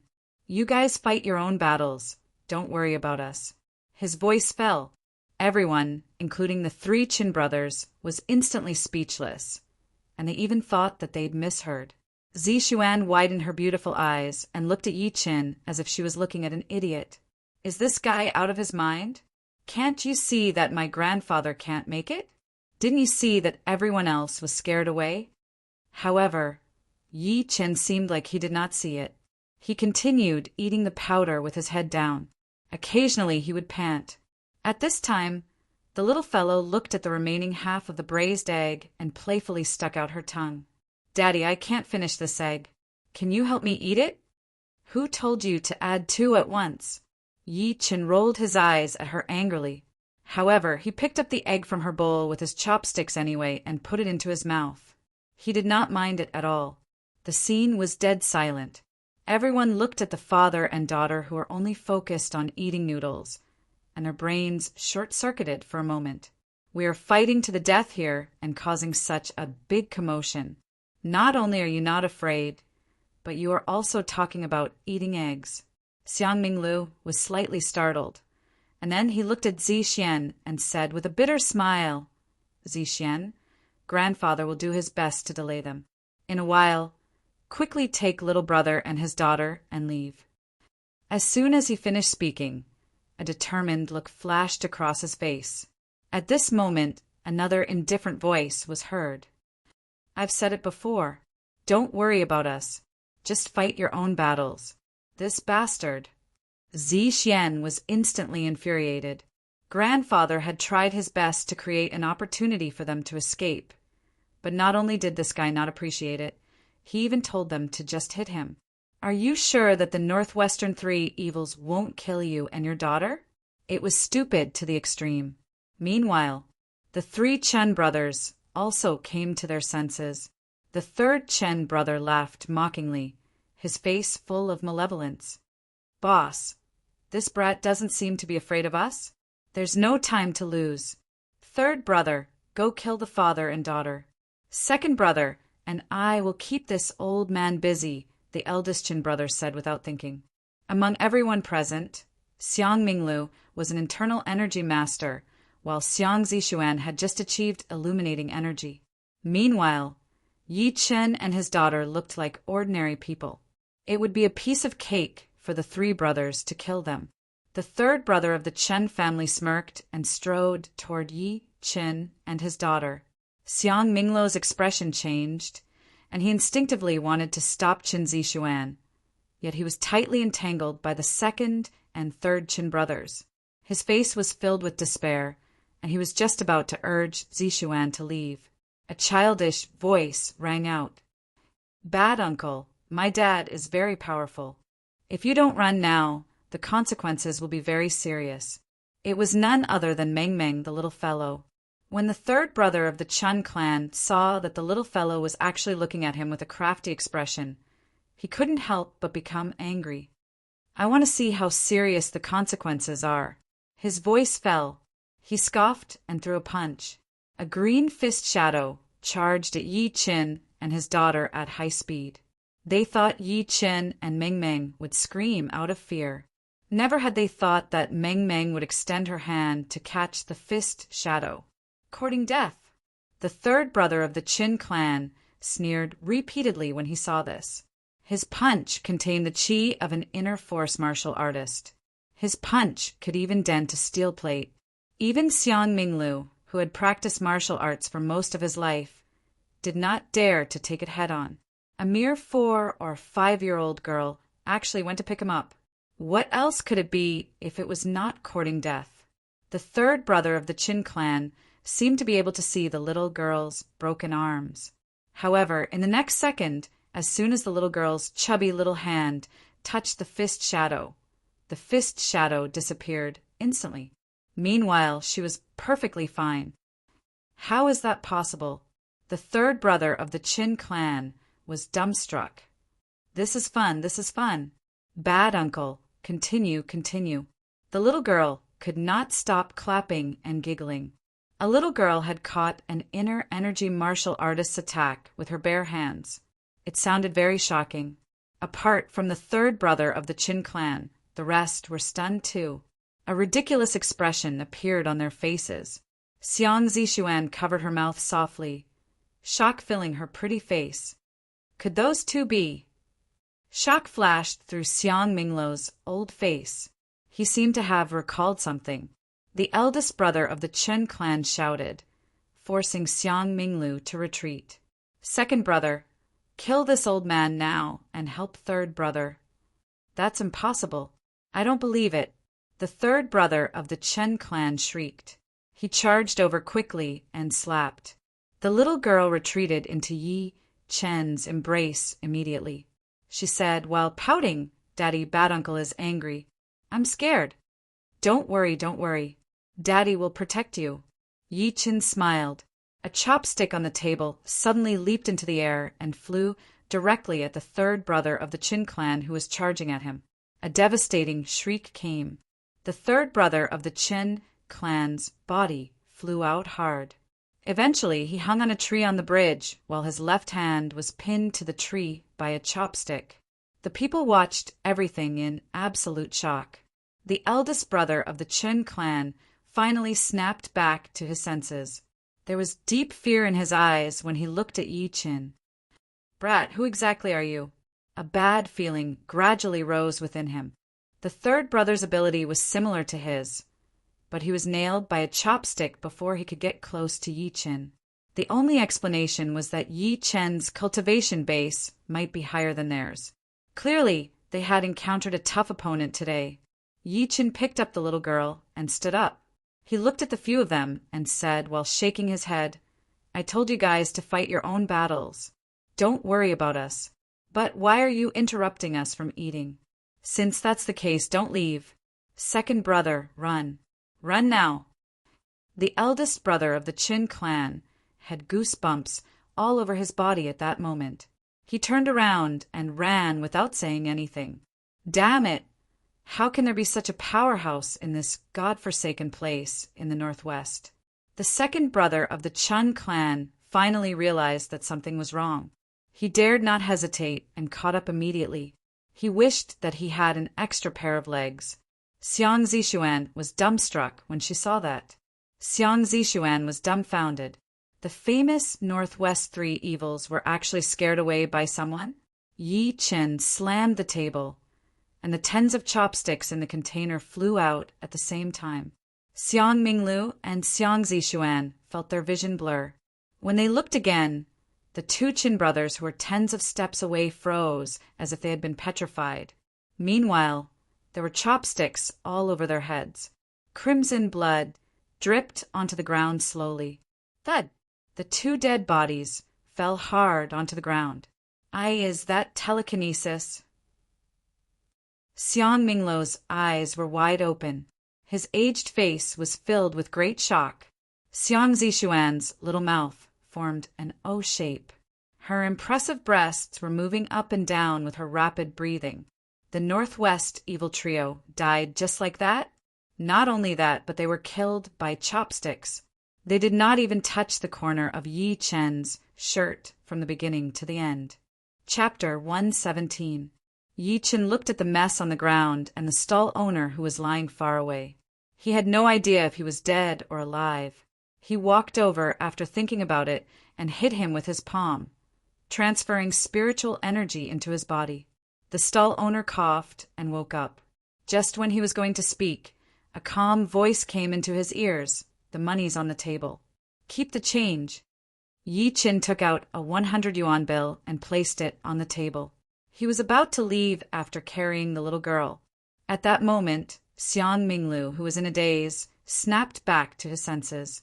He clasped his fists at Yi Chen immediately and said respectfully, "Thank you for saving my life, Senior Master. May I know your name?" There's no need for that. It wasn't my intention to save you. If you want to thank someone, thank those 3 guys who were unlucky enough to offend me." Yi Chen did not stop walking. He appeared 100 meters away within the blink of an eye while carrying the little girl. He disappeared into the night like a specter. "Hey, why are you talking like that?" Xiang Zishuan was furious, so she wanted to go after him to argue with him. However, Xiang Minglu grabbed her. "Zishuan, don't be rude to a master." "Grandpa, what master are you talking about? That brat is just too arrogant. He only killed 3 people. What's the big deal?" Xiang Zishuan stomped her foot, anger written all over her face. Xiang Minglu stared blankly into the night. "There's only one master in Tianan. It was Yuan Bupo, but he's dead. Could this person be? Grandpa, who is he?" Xiang Zishuan was confused. "Silly girl, who else could it be? Of course, it's the mad Southern Yi that you've been admiring these few days." Xiang Minglu inhaled sharply, shock filling his face. "I can't believe that he's here in Pan City." "What? It's him?" Xiang Zishuan was stunned. Her expression was rather interesting. Is that possible?"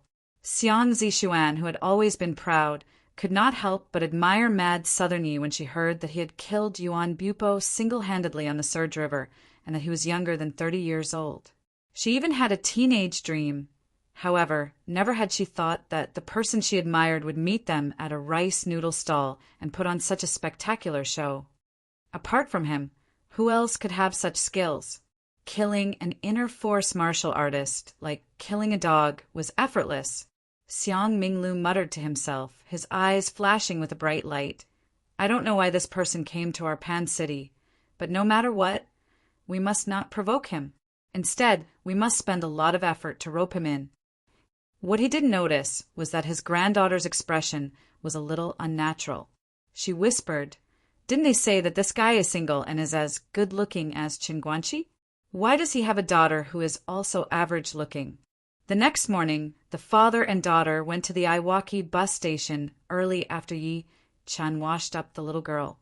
The Wuming Prairie was located between Sigi Village and Pingi Village, which was more than 300 kilometers away.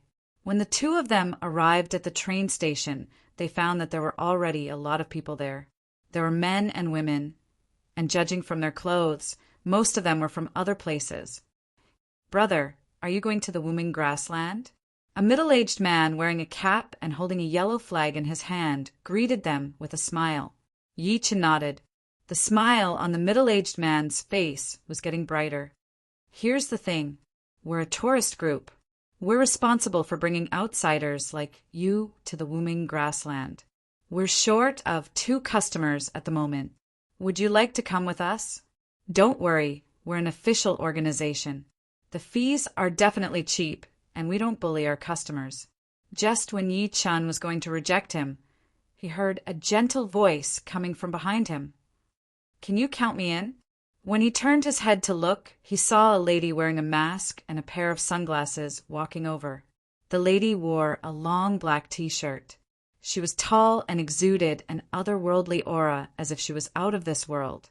Meanwhile, a middle-aged man in a suit followed behind the lady. He looked like a bodyguard. Sure. You're very welcome." The middle-aged tour guide left Yi Chen behind and went over to welcome them passionately. People like him who dealt with people often had sharp eyes. He could tell that the lady was either rich or noble. Yi Chen smiled and did not mind. He picked up Meng Meng and was about to leave. At that moment, the lady called out to him all of a sudden, "Yi Chen!" Yi Chen paused and turned his head to look. He saw the lady remove her sunglasses and mask, revealing a breathtakingly beautiful face. "You're Xiaoya?" Yi Chen was slightly stunned. The lady smiled lightly. "Long time no see. I didn't expect to see you here," Yi Chen said while smiling. "Long time no see."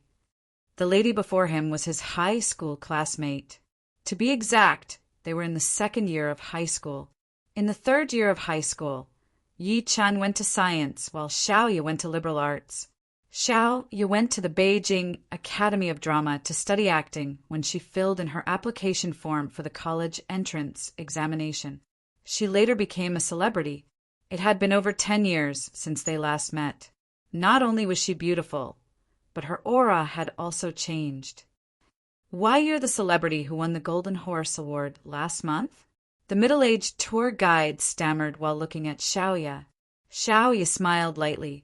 The middle-aged tour guide suppressed his excitement and said while smiling, "Since you guys know each other, why don't you come together? Just treat it as catching up." He would get more commission if he could get one more person. Only a fool would not do that. Yi Chen thought about it and nodded in agreement. Xiaoya put on her mask and sunglasses again. The middle-aged tour guide led the three of them to a bus that could seat 50 people. At the moment, most of the people were seated. Yi Chen and Xiaoya sat in the last row directly. The duo was rather close to each other. Yi Chen smelled the fragrance coming from Xiaoya as soon as they sat down. He looked rather unnatural. Xiaoya did not notice his unnatural behavior. Her beautiful eyes were fixed on the little girl in Yi Chen's embrace. She smiled sweetly. "Yi Chen, is this your daughter?" "Hi, Auntie Xiao. My name is Yi Meng. Meng means cute." The little girl snuggled into Yi Chen's embrace rather reservedly. "Oh, this little girl is so cute." Xiaoya was tickled by the little girl. She said while pursing her red lips, "Yi Chen, can I hug her?" "Sure," Yi Chen said while smiling. Just when Xiaoya stretched her arm out to hug the little girl, the man in the suit sitting next to her coughed a few times all of a sudden. "Forget it. I don't want to fall." Xiaoya's expression froze. She retracted her hand immediately while her smile was rather forced. Yi Chen could not help but take a good look at the man in the suit. He noticed that the man was silent with a grim expression. He seemed to be rejecting them. Yi Chen shook his head and said nothing. "Daddy, I want to play a game," the little girl yawned and said rather listlessly. Yi Chen smiled and passed his phone to her. The little girl tapped on Honor of Kings with ease and logged in using Yi Chen's WeChat ID. His name was Linqing Lu Dehua. "Meng, you know how to play Honor of Kings? How old are you?" Xiaoya, who was standing aside, was rather shocked and even doubtful. The little girl pouted and looked proud. "Not only do I know how to play Honor of Kings, but I also know how to win PUBG, little Cass." Her game had begun just as she was speaking. The little girl played Diaochan and got the first kill every minute. Soon, she won a platinum game with 18 kills. The phone's chat box deducted 6 points for everything. The good-looking young man with a crew cut next to Yi Chen was shocked. "Are kids nowadays so powerful? Not bad, not bad." Yi Chen shook his head humbly for the first time. However, he could not hide the smile on his face. If the little fellow's opponents knew that their opponent was just a 4-year-old child, they would probably all go to heaven. As the saying goes, you never know who your opponent is across the internet. Therefore, if you lost the game, don't let the primary school students take the blame. Little did you know that the gaming world was now dominated by kindergartens. Meanwhile, the man in a suit who was sitting next to Xiaoya also took a look at the little fellow. He seemed to have noticed it as a look of shock flashed through his eyes. His lips moved slightly and Xiaoya's expression changed. She seemed to be hesitating and struggling as she looked at the little fellow. Chapter 118. As the car started to move, the little girl fell asleep in Yi Chen's embrace after playing games for a while. It was a little boring in the car at that moment. Just when Yi Chen was going to close his eyes to rest, a voice suddenly rang out. Guys, let me introduce myself. My name is Luo Qing. Are you guys going to see the grassland? A rather handsome young man sitting in front of him was the first to ask, although he said that he had his eyes on Xiaoya, who was next to Yichin. Isn't your question obvious? If we're not here to see the grassland, why would we come to this godforsaken place? A lady with heavy makeup and a mole on her chin said angrily. She then added, "Oh yeah, my name is Wu Yan. A jerk just cheated on me, so I thought I'd come out for a walk. I am Zhang Dainiu. I'm here to fulfill my sister's dream." The honest young man with a crew cut next to Yi Chin smiled cautiously. As he spoke, he held the white urn in his embrace and shook it at the people with a red cloth. "This is an urn? Are you crazy? Why do you bring an urn with you? Don't you think it's bad luck?" Wu Yan was shocked, and she cursed immediately. Besides Wu Yan, even Luo Qing was scared to death. Yi Qin could not help but glance at Zhang Dainiu without saying anything. Zhang Dainiu scratched his head and smiled apologetically. "Don't be scared, guys. My sister is a good person. Even if she's dead, she'll be a good ghost. She won't harm anyone. My sister worked in a textile factory. She was burned to death in the factory. Her dream since she was young was to see the Wuming grassland. However, my family is poor, so I can't afford to buy a ticket to Inner Mongolia. I can only bring my sister to see the Wuming grassland." "So, you're quite close to your sister." Luo Qing took over the conversation, but there was a faint hint of disdain in his eyes. Zhang Dainiu could not stop nodding. "Of course. My family is poor, and my father died when I was young. My sister went out to work when I was 15 to pay for my education. However, I'm a disappointment. I dropped out after high school." As he spoke, tears welled up in his eyes, as if he was remembering something sad. "All right, don't cry. It's bad enough that I'm hugging an urn, but you're still crying like a funeral. I don't even have the mood to travel anymore." Wu Yan hurriedly waved her hand to stop her. Zhang Dainiu wiped his tears with his sleeves. He really didn't dare to cry, but his eyes were red. Yichin glanced at Wu Yan and secretly shook his head. This person had a pointy mouth and thin lips. She looked mean, so she deserved to be cheated on. "Brother, why don't you introduce yourself?" Luo Qing shifted the topic to Yi Qin and his daughter. He even glanced at Xiaoya next to him secretly. Yi Qin said coldly, "Do we know each other?" "You." Luo Qing didn't expect Zhang Xian to say such a thing, and he almost died from anger. Wu Yan chuckled. "Why are you like this?" "It's precisely because I don't know you that I have to introduce myself." "Then I'm sorry, I don't want to know you at all, so there's no need to introduce myself." Yi Qin shook his head. "This person is just too arrogant." Luo Qing and Wu Yan looked at each other. The duo who did not know each other before now stood on the same side by instinct. "I wonder what's this beautiful lady's name?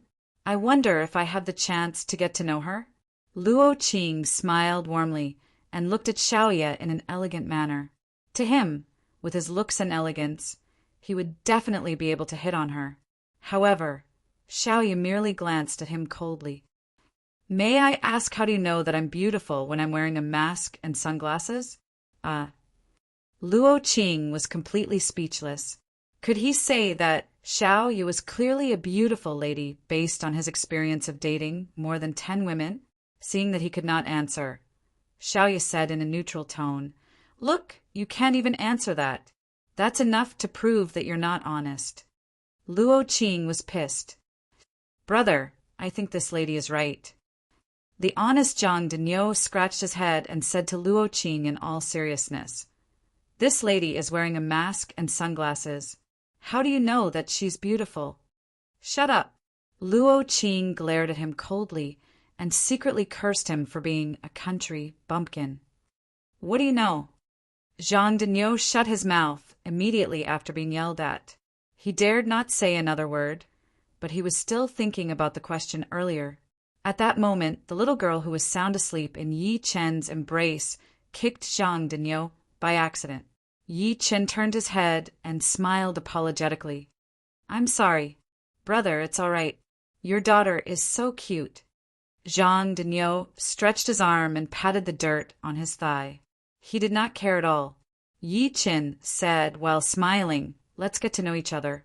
Yi Chen, this is my daughter. You can just call her Meng Meng. Among the few of them on the bus, he admired Zhang Dinyo more. He was innocent but a little too honest. Hi, Brother Chen. My name is Zhang Dinyo. Zhang Dinyo grinned. It became boring in the bus again. The bus drove on the rugged mountain road for a full 3 hours before coming to a stop. Huang Lin could not stop shouting through the loudspeaker, Everyone, we've arrived. We've arrived at Siggy Village. Don't push. Get off the bus in an orderly manner. Let the elderly and women get off first. Don't wander around. We're over 10 kilometers away from the Wuming grassland. Let's visit the local Buddhist temple first. Yi Chen did not move. He only glanced at Xiaoya next to him after everyone got off the bus.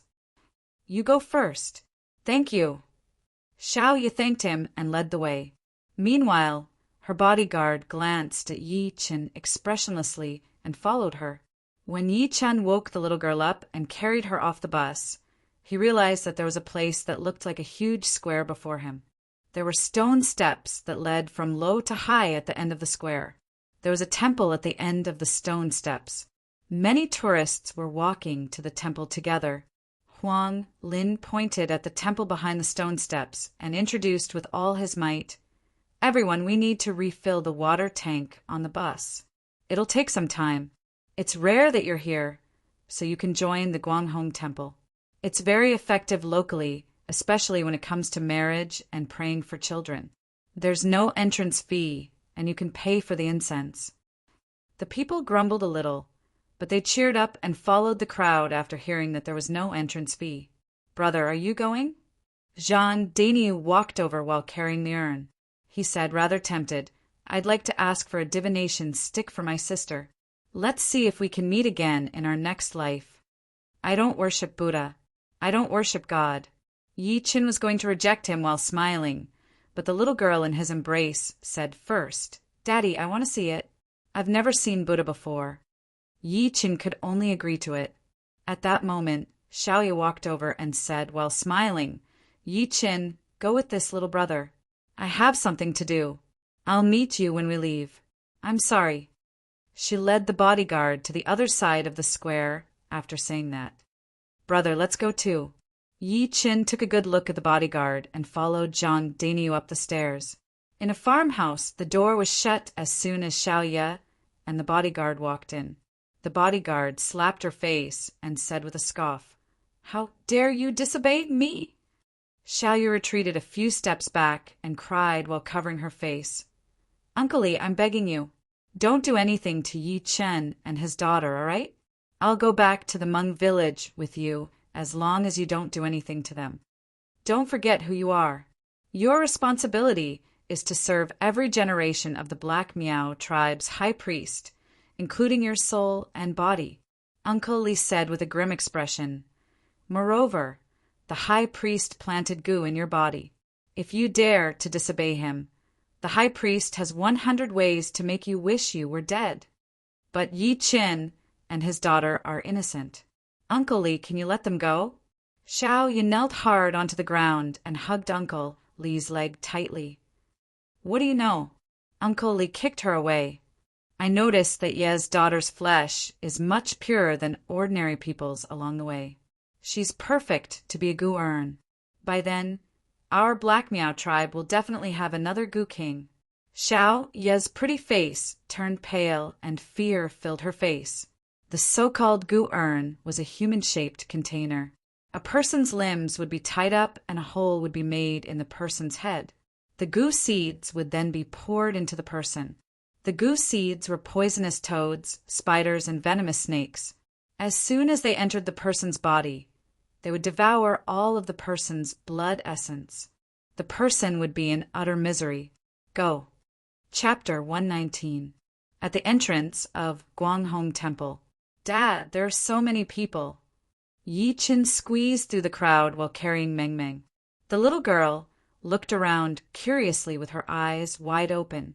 Excitement filled her little face. Zhang Daniu followed behind Yi Qin while hugging the urn tightly. Excitement filled his face. It must be his first time coming to a temple. Wu Yan and Luo Qing lagged behind. Their eyes would be filled with mockery and disdain when they looked at Yi Qin and Zhang Daniu from time to time. Two country bumpkins who had never seen the world. Luo Qing looked around and realized that Xiaoyu was nowhere to be seen. He could not help but feel a little disappointed. Subsequently, he walked to Yi Qin quickly and asked, "Brother, where's the beauty sitting next to you?" He was sure that Xiaoyu was a great beauty. Hence, the more Xiaoyu ignored him along the way, the more his heart itched. "I don't know," Yi Qin said coldly. He did not want to talk to him anymore and walked into the temple with Zhang Daniu. As far as the eye could see, ancient buildings stood in great numbers, and incense, smoke lingered in the air. However, the number of people inside had decreased significantly. It seemed that most of the people were just watching from the outside. Luo Qing quickly followed after Xiao Qin. He pretended to be enthusiastic and said, "Unexpectedly, brother is a Buddhist as well. If there is a chance, you should go to Zhejiang. I'll bring you to see the hidden spirit temple. That is what I call imposing and dignified. Brother, have you been to the Lingyin Temple in the TV series?" Zhang Daniu was shocked before Yi Qin could speak. Ever since he was young, he had enjoyed watching the living Buddha, Jigong. He was talking about the hidden spirit temple. It would be a lie to say that he did not want to go. Luo Qing smiled proudly. "That's nothing. I've been to many places. For example, Mount Song's Shaolin Temple, Suzhou's Cold Mountain Temple, and Luoyang's White Horse Temple. There's so many that I can't list them all in half an hour. The biggest feature of these places is to grab the first incense, and the price of this incense is based on the length of the incense. I once grabbed the first incense that was 5 meters long, and it cost me 5,000 yuan. Although he said that, Luo Qing had been paying attention to Yi Qin's expression. However, Yi Qin looked normal, as if he did not hear anything. This made his desire to show off suddenly feel uncomfortable, as if he was stuck on a fishbone. On the other hand, Zhang Daniu looked envious. 5,000 yuan for one jaw stick? That's 2 months of my salary. I heard that the hidden spirit temple stops spirits during marriages. Is that true? Wu Yan asked as she walked. Luo Qing smiled and said, "Of course. The hidden spirit temple has a 3-life stone. Every year, many couples go to the hidden spirit temple and make a wish under the 3-life stone. If there's a chance, I'd like to go and take a look." Wu Yan was also a little tempted by his words. The temple in front of us is also good. The tour guide said that it is very efficacious when it comes to marriage and children. Luo Qing tapped his chin as if he knew a lot. "Let's go and take a look." Wu Yan urged everyone to walk quickly to the main hall. There were a few tourists standing at the entrance of the main hall. As soon as the group arrived at the entrance, an old monk in a yellow robe walked over. He put his palms together and said, "Benefactors, are you here to burn incense or ask for a divination?" "I want to ask for a fortune stick," Zhang Daniu said arrogantly in a muffled voice. All of them. Luo Qing waved and subsequently walked in under the old monk's lead. There was a Buddha statue that was over 4 meters tall standing in the main hall. It was luxuriously decorated. "Daddy, is this Bodhisattva?" The little girl in Yi Qin's embrace could not stop chirping like a lark. "Little girl, this is Buddha, not Bodhisattva." Wu Yan scoffed in disdain. Luo Qing, on the other hand, took out his money and walked to the old monk with ease. He bought a few sticks of long and big incense sticks. Wu Yan followed his example and bought some as well. Zhang Daniu hesitated for a moment before he took out a stack of crumpled money and bought 3 sticks. Meanwhile, The money was called incense money. Even a temple could not avoid such customs. "Brother, aren't you going to buy it?" Luo Qing could not help but ask when he saw Yi Chen holding the child without moving. "I don't worship Buddha, nor do I worship gods. Moreover, they can't afford it." Yi Chen glanced at the dazzling statue before him with a calm expression. There was no respect on his face at all. "What did you say? They can't afford it? Isn't what you said a little too outrageous?" Wu Yan could not help but scoff. "There are so many people who worship, but you can't? Do you think you're the Jade Emperor?" "Brother, it's not that I want to scold you, but don't you know the rule of greeting people when you enter a door and burning incense when you enter a temple?" Luo Qing shook his head and said while smiling, "Did you bring no money with you? If that's the case, I'll pay for the incense money for you." Seeing that Yi Chen was dressed casually and that he was close to Zhang Dainiu, he thought Yi Chen was poor by instinct. He was getting more and more disdainful. "Just say it if you don't have money. Why are you pretending? There's no need for that. I've told you that they can't afford it." Yi Chen shook his head and rejected. At that moment, the old monk said while suppressing his rage, "Sir, if you don't want to worship, please leave now." "Are you sure you want me to worship?" Yi Chen frowned. Wu Yan scoffed. "What? If I ask you to pray to Buddha, would it be a disgrace to your dignity?" "Sure, I'll do it." Yi Chen put Meng Meng down and took 3 lit incense sticks right away. He then bowed to the statue. The moment he bent down, everyone heard a cracking sound, as if something had broken. "What's that sound?" The people were stunned. "Look, the Buddha statue is cracking open." A female devotee behind them suddenly pointed at the Buddha statue and exclaimed. The people looked at it immediately and saw many cracks on the Buddha statue. They were so dense that they looked like a spider web. How did this happen? Everyone took a step back by instinct. Yi Chen seemed to have not seen it. He held the incense sticks and bent down completely. Rumble.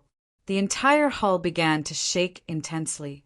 The people staggered and heard a thud just when they were going to say something.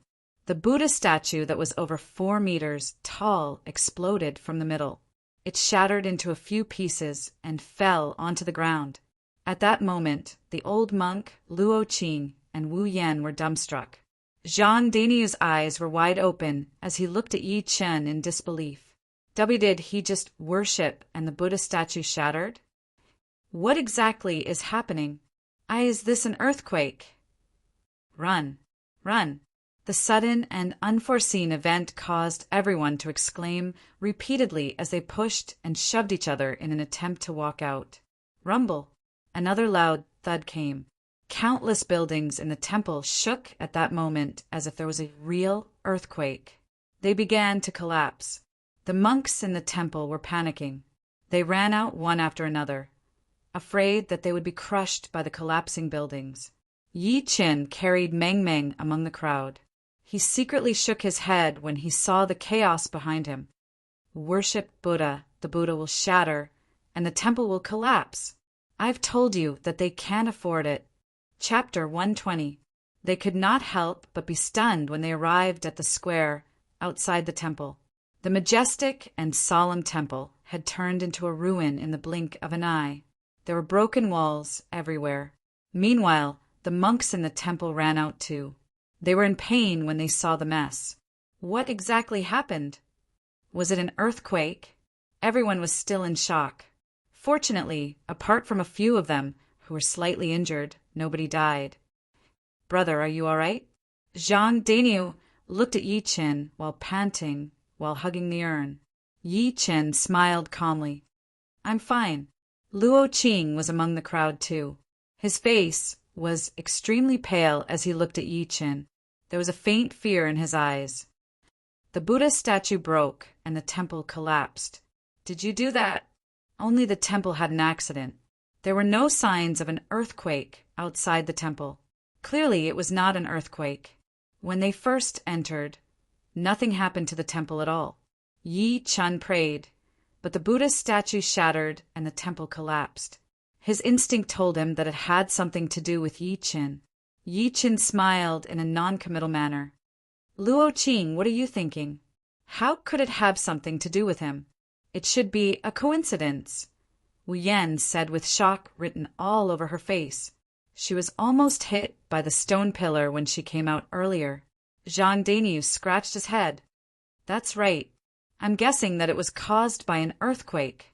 The few of them did not connect the scene before them with Yi Qin. After all, it was rather shocking just thinking about it. Luo Qing took a good look at Yi Qin and said nothing. However, he dared not show up before Yi Qin anymore. He hid far away from him. Daddy, why did the Buddha statue break? The little girl, on the other hand, looked disappointed and curious. She had not seen enough. Daddy has no idea, Yi Qin said while smiling. At that moment, a beautiful silhouette walked over from the other side of the square. It was Xiaoya. However, the bodyguard who had been following her earlier was gone. Xiaoya walked over and smiled apologetically. I'm sorry, Yi Qin. I just finished something. Meanwhile, she was holding 2 bottles of pulse liquid. Don't worry about it. Yi Qin smiled lightly and raised his brows. He asked, Where's your bodyguard? Xiaoya paused and said in an unnatural tone something happened at home. So I asked him to go back first. Yi Qin gave a short response and said nothing more. By the way, are you guys thirsty? I passed by a supermarket on my way back just now, so I bought 2 bottles of drinks for you and your father. Xiaoya shook the 2 bottles of Maidong in her hands and said enthusiastically. Before Yi Qin could speak, the little girl in his embrace nodded immediately and said sensibly, Auntie Xiao, I'm thirsty. Thank you. It's all right. I like you a lot. Xiaoya smiled and passed the 2 bottles of Maidong to Yi Qin. Yi Qin only took 1 bottle and said coldly, Thank you. I'm not that thirsty. We'll just drink 1 bottle. You can keep the other one for yourself. No. It's okay, I'm not thirsty. Xiaoya waved her hand. I'm thirsty too. You can give it to me. At that moment, Luo Qing appeared out of nowhere and took the bottle of Maidong from Xiaoya. He opened the lid and drank a few mouthfuls. Luo Qing wiped his mouth after he was done. He looked at Xiaoya shamelessly and said while smiling, A beauty's drink is so different. It quenches my thirst. Who allowed you to drink it? Xiaoya glared at him angrily, her voice going a few decibels higher by instinct. Luo Qing was shocked. Calm down. I only drank 1 bottle of your drink. I'll give you another one later, okay? After saying this, he left directly, and as he walked, he drank the drink to the bottom. Daddy, I'm thirsty too. I want a drink too. The little girl was acting like a spoiled child in Yi Qin's embrace. Yi Qin opened the lid, and a strange expression flashed through his face. He opened his mouth and was going to take a sip. Yi Qin! Xiaoya suddenly called out to him at that moment. What's wrong? Yi Qin looked at her in confusion. Xiaoya waved immediately. Nothing. Yi Qin nodded and picked up the bottle of Maidong. He lifted his head and was going to drink it. Thud! Xiaoya staggered and crashed into him all of a sudden. She knocked the bottle of Maidong onto the ground directly, and the drink inside spilled all over the ground. I am sorry. My legs are a little sore, and I couldn't stand properly. Xiaoya retreated a few steps back immediately. She was panicking. The little girl looked bitter and looked like she was going to cry. Daddy, I've run out of drinks. Don't worry. Daddy will buy you something later. You can buy whatever you want to drink. Yi Qin comforted her while smiling. He lifted his head to look at Xiaoya after saying that. Do you have something to tell me? And no. Panic flashed through Xiaoya's eyes. She shook her head at first and then nodded immediately. Yi Qin, see, can you guys go back? Go back. Yi Qin frowned. That's right. Go home now. Don't go to Wumen Grassland. Don't ever come again. Yi Qin asked why. Yi Qin, can you stop asking so many questions? I won't hurt you. Xiaoya suddenly covered her mouth and buried her head. She was panicking a little. Yi Qin looked at her for a while and said while shaking his head, "I'm sorry. I'm here to fulfill my daughter's dream. I won't go back until I'm done with the grassland." He carried Meng Meng to the supermarket at the side of the square. After saying that, he bought her many snacks and drinks. "The water in the car is full. Everyone get in now. We'll depart now." The tour guide Huang Lin's horn came from the crowd. Yi Qin carried Meng Meng and followed them into the car. Xiao Ye had been sitting since the beginning. Her pretty face changed slightly when she saw him. She clenched her fists tightly. She seemed to be hesitating to speak. "Brother," the tour guide said, "we'll arrive at the grassland in 20 minutes. Zhang Daniu came over, looking rather excited. He hugged the urn in his embrace tightly as he spoke. "Yes, we're almost there." Yi Qin smiled lightly. Subsequently, he glanced at Luo Qing, who was sitting in the front row. At this time, Luo Qing was reaching out and scratching his body. Sometimes he would scratch his arms, and sometimes he would scratch his back. He complained, "What the hell is this place? I'm so itchy." As soon as he said that, Xiaoya, who was sitting next to Yi Qin, shuddered slightly. She said, "Sir, please stop the car. I want to get off." The tour bus came to a stop. The tour guide, Huang Lin, came over and asked in confusion, "Miss, the bus hasn't arrived at the Wuming grassland yet. Are you sure you want to get off in advance?" "Yes." Xiaoya nodded and picked up her bag. She glanced at Yi Qin and his daughter with a complicated expression. "Yi Qin, something came up. I'll get out of the car first." She got out of the car without waiting for Yi Qin's reply. After saying that, the bus started moving again. Yi Qin looked at the direction where Xiao Ye had gotten off the bus in deep thought, until the car drove for a kilometer. He looked up at the driver and said, "Sir, please stop the car. We want to get off too." Chapter 121. Xiao Ye got out of the car. She turned her head to take a good look before walking up the mountain quickly. Over 20 minutes later, she arrived at a bamboo building at the top of the mountain. The bamboo building was approximately 100 square meters. It was desolate and quiet. There were all sorts of strange plants at the entrance, and there was a bird resting on a purple flower. The purple flower suddenly opened its bud and swallowed the bird. As a series of cracking sounds came, bird feathers appeared on the ground. Meanwhile, there were many colorful snakes crawling around the flowers with their red tongues sticking out. It was strange. As Xiao Ye got closer, the snakes and flowers made way for her. Xiao Ye did not stop and walked straight into the bamboo building. There was a man in a black robe with his hands behind his back. There were 2 green snakes crawling on each of his shoulders. Xiao Ye said while trembling, "Uncle Li." Uncle Li did not move. On the other hand, the 2 snakes on his shoulders leaped out and charged at Xiao Ye's face, revealing their sharp and long teeth. Xiao Ye fell onto the ground, her pretty face turning pale. Uncle Li waved, and the 2 snakes returned to his shoulders. He said without even turning his head, "I asked you to cast goo on the father and daughter. Why didn't you?" He could sense his own goo. "Uncle Li, Yi Chen, and the rest are innocent." "I couldn't do it," Xiao Ye cried while covering her mouth. Piak! A snake flew over and slapped Xiao Ye's face directly, causing her to fall onto the ground. Uncle Li turned his head and looked at her with a grim expression.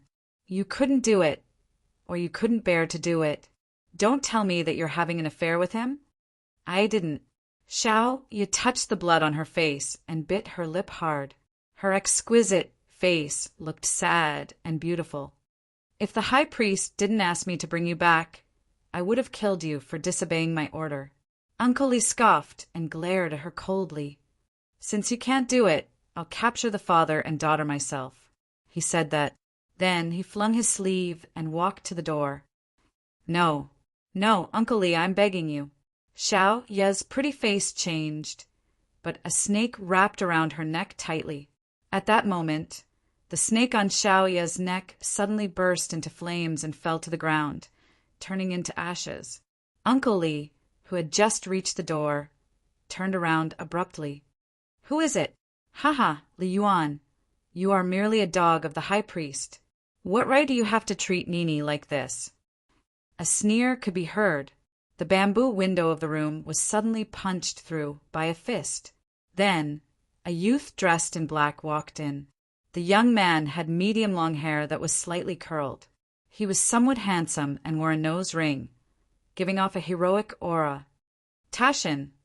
Xiaoya exclaimed. Tasshin looked at her with a gentle gaze. Nini, I'm here. I'm here to save you. Uncle Li was shocked at first, but he smirked when he saw who it was. I was wondering who it was. So, it's Wu Tasshin from the White Miao tribe.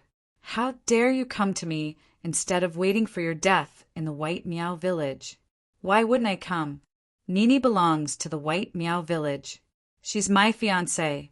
Even if she wants to return to the White Miao village, she can only return to the White Miao village with me. Wu Tasshin retorted fearlessly. Uncle Li was not mad. Instead, he said, while smiling, Who does the White Miao village think you are? Over 100 years, we, the Black Miao village, have the upper hand. You don't even dare to breathe loudly. Moreover, so what if Xiaoya is your fiancée? She belongs to the high priest now. Bullsh *T. Wu Tasshin seemed to be triggered as he was enraged. Our Miao village has always been peaceful and peaceful. It's all because of traitors like you that we split up.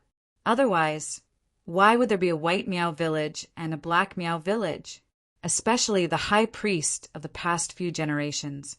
You're chasing after the immortality skill. Not only are you bloodthirsty, but you're also meddling in our White Miao village. The more Wu Tasshin spoke, the angrier he got. Nini and I have been engaged since we were young. If she hadn't been captured by you guys back then, we might have been married. Xiaoya was in agony hearing that. 15 years ago, she was a famous beauty in the White Miao village. Her nickname was Nini. Due to her unique physique, she was closer to Gu. In the end, she was named the White Miao village's virgin. Back then, Wu Tasshin was the Wu family's young master. Both of them were in love, so they were engaged a long time ago. Who would have thought that she would be captured by the people from the Black Miao village when she was picking herbs in the mountain? The Black Miao village's high priest planted Gu in her body because of her unique physique. To avoid being discovered by the people from the White Miao village, the people from the Black Miao village got Li Yuan to bring her out of the village quietly. So what? You're just a little brat, yet you dare to overestimate yourself and save this bitch. Uncle Li snickered in a weird manner. His eyes were filled with disdain when he looked at Wu Tasshin. There's a path to heaven, but you chose to barge into hell instead. Don't worry, I won't kill you. I'll only capture you and toss you into the 10,000 snake cave to be bitten by 10,000 snakes. I'll get the high priest to destroy your White Miao village. He could not help but look at Wu Tasshin coldly when he said that. He thought Wu Tasshin would be scared after hearing that. Old man, do you really think I'm still the same Wu Tasshin from 15 years ago? Never had he thought that Wu Tasshin would smile instead. I'm not afraid to tell you that I've already informed the people in the village on my way here. The reason why I'm talking to you for so long is that I'm planning to drag this out until the White Miao village's chiefs Wu, Fong, Deng and Xiao arrive. Bastard. Uncle Li was enraged. He moved and slammed his palm at Wu Tasshin, planning to end the battle as soon as possible. However, white smoke came before him all of a sudden, just when he took 2 steps out. The white smoke had a strange smell. Oh no, it's poisonous smoke. Uncle Li's expression changed. He stopped walking immediately and covered his mouth and nose with his hand. At the same time, let's go. Wu Tasshin carried Xiaoya and broke the window. He did not hesitate at all. Xiaoya urged in his embrace, Tasshin, leave now. Don't worry about me. It's useless even if I go back with you guys. I have the high priest's goo in my body. Nini, it's all right. I'll get the elders to remove the goo for you when we get back. Wu Tasshin said while panting while running, don't talk. I only released the psychedelic smoke earlier. Li will catch up to us when he realizes what's going on. Didn't you say that the 4 elders are here? Xiaoya was stunned. She said with her eyes wide open all of a sudden, Did you lie to him? That's right. If I didn't lie to him, I wouldn't look like I'm fearless and he wouldn't act rashly. Wu Tashin nodded with much difficulty. He dared not slow down at all. Nobody knew when it started, but there was a thick fog in the mountain. The entire road seemed blurry. At that moment, a silhouette slowly appeared in the thick fog before them. Wu Tashin stopped walking immediately and looked at the silhouette with his guard up. His expression was serious. Could he be from the Black Miao village?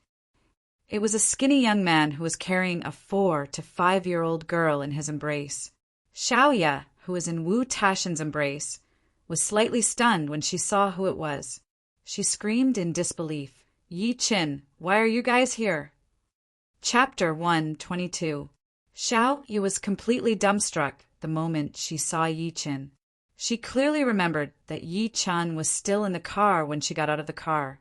She had done anti-surveillance along the way, but she did not see anyone following them. Why was Yi Qin here? Nini, who is he? Wu Tashin glanced at Yi Qin with a grim expression. Xiaoya suppressed the shock within her and explained, Tashin, his name is Yi Qin. He's my classmate from the outside world. Don't hurt him. Auntie Xiao, Meng Meng, who was in Yi Qin's embrace, waved happily when she saw her. Just when Wu Tashin was going to speak, his expression changed. Oh no, the worm that I left behind has been destroyed. That Li Gai is catching up. Although he was from the White Miao tribe, he knew Gu. He had left many snake Gu behind when he was running earlier, but he had lost contact with those snake Gu now. Xiaoya's pretty face changed slightly. She could not stop urging Yi Qin. Yi Qin, run with your daughter now. Don't follow us, or we'll drag you down. I can't be bothered anymore. Let this brat fend for himself. Wu Tashin clenched his teeth and glanced at Xiaoya coldly. He was about to leave while carrying her. To him, so what if Yi Qin was really Xiaoya's classmate? He could not be more important than Xiaoya. Run. Why should I run? Yi Qin suddenly took a step forward and lifted his eyes to smile at Xiaoya. Brat, get lost if you want to die. Don't block our way. Wu Tashin was enraged. He had the intention to kill Yi Qin at that moment. Yi Qin enunciated word for word while looking at Xiaoya while carrying the little girl. If I'm not mistaken, you put goo in the 2 bottles of drinks that you bought for us earlier, didn't you? How did you know? Xiaoya panicked. She looked at Yi Qin in disbelief with her beautiful eyes wide open. Yi Qin said calmly, not only that, it's a puppet goo. If such a goo enters a regular person's body, they'll lose their mind gradually within the time it takes to burn a joss stick. They might even lose control of their body. Everything they say and do will be controlled by the person who put the goo in. Yi Qin, I am the same. Xiaoya covered her mouth immediately. She was shocked. At the same time, she felt intense guilt. I know you were forced. Yi Qin smiled lightly. If you really wanted to harm us, you definitely wouldn't have pretended that you sprained your ankle and knocked over my drink. Moreover, if I'm not mistaken, the person who cast the goo was your bodyguard. Of course, he might not be your bodyguard.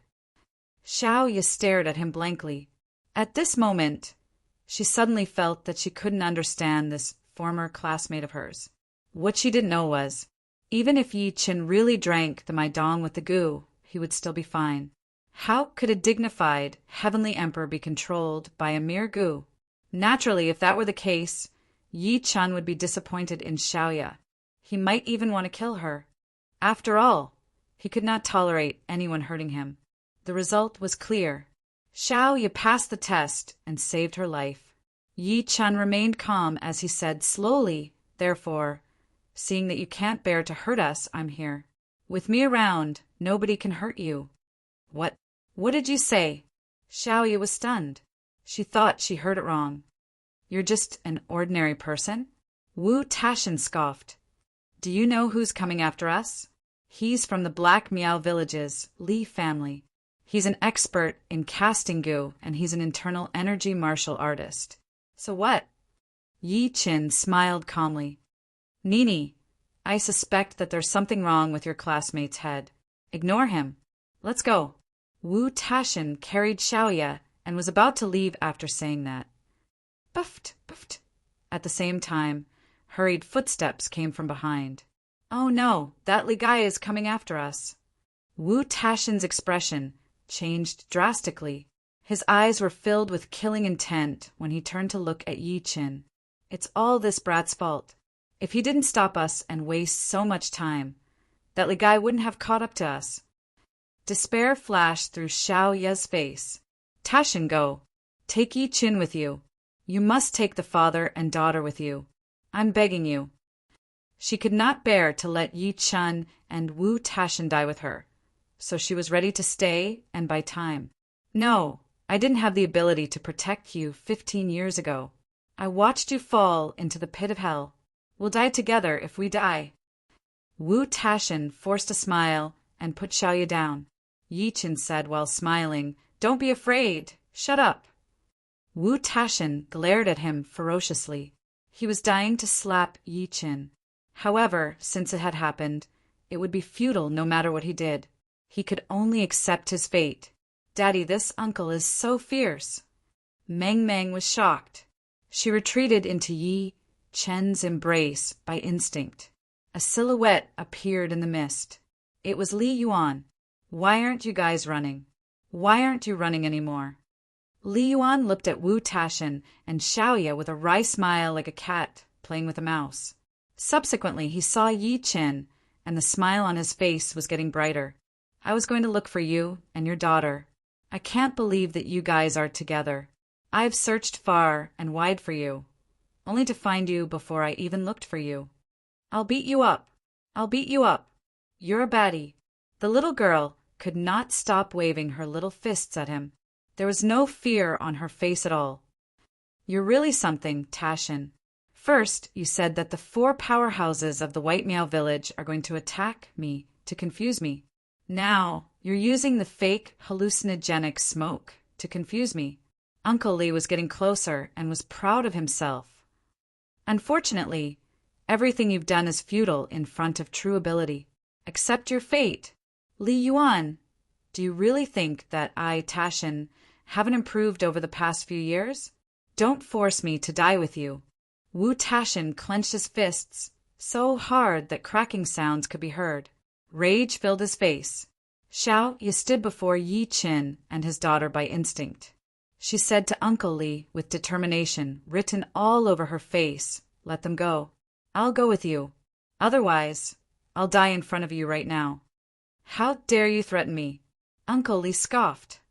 If you dare to die, I guarantee that nobody here will live. Bang! As a loud thud came, Wu Tashin attacked first. He threw a punch that was so fast that it was hard to capture. It was going straight for Uncle Li's face. You're showing off in front of an expert. Uncle Li smiled instead of being mad. He waved his sleeve and black smoke came out. Wu Tashin was caught off guard and touched the black smoke. The black smoke turned into countless centipedes that crawled on his body. Wu Tashin shrieked and fell onto the ground. His body could not stop twitching as the centipedes on his body bit him. Don't kill him. I'm begging you. I'll go with you as long as you don't kill him. Xiao Ye's pretty face turned pale, and she knelt onto the ground immediately. Uncle Li waved his long sleeve again, and the goo on Wu Tashin's body disappeared. He turned around and looked at Yi Chin with a wry smile. Brat, come with me if you don't want to suffer. Yi Chin, I am sorry. It's all my fault. Xiaoya could not stop shaking. She was clearly in extreme despair. However, Yi Chin smirked. What if I say no?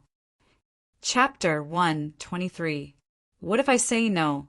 As soon as Yi Chin said that in all seriousness, everyone present was stunned one after another. Wu Tashin, who was lying on the ground, scoffed. He was furious. Idiot, can't you see the situation? Even I'm not Li Yuan's match. What's the use of an ordinary person like you saying no?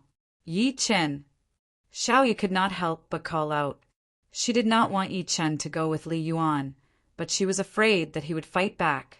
After all, he might be killed on the spot if he fought back. Brat, I have to say that I admire your courage, but I admire your ignorance even more. Uncle Li was stunned for a moment before he scoffed. To him, he had broken Wu Tashin's attack with Gu earlier. If an ordinary person were to see so many Gu, they might have been scared to death. However, this brat before him did not. He could only credit it to the brat who was not afraid of death and wanted to show off his bravery before a woman. However, there's a price to pay for being ignorant. Uncle Li changed the topic. There was a ferocious gleam in his eyes when he looked at Yi Chen. I'll show you what it means to be in agony. He waved his sleeve as soon as he was done speaking. As a black energy flashed, countless venomous snakes appeared on the ground within the blink of an eye. The venomous snakes were entangled with each other. They wiggled their tiny, sharp heads and charged at Yi Chen with their red tongues sticking out. Even Wu Tashin, who had seen Gu since he was young, could not help but have his scalp tingle when he saw that. Fear filled his eyes. This brat is dead. Xiaoyu fell onto the ground. Her pretty face turned pale. And no, Yi Chen, run.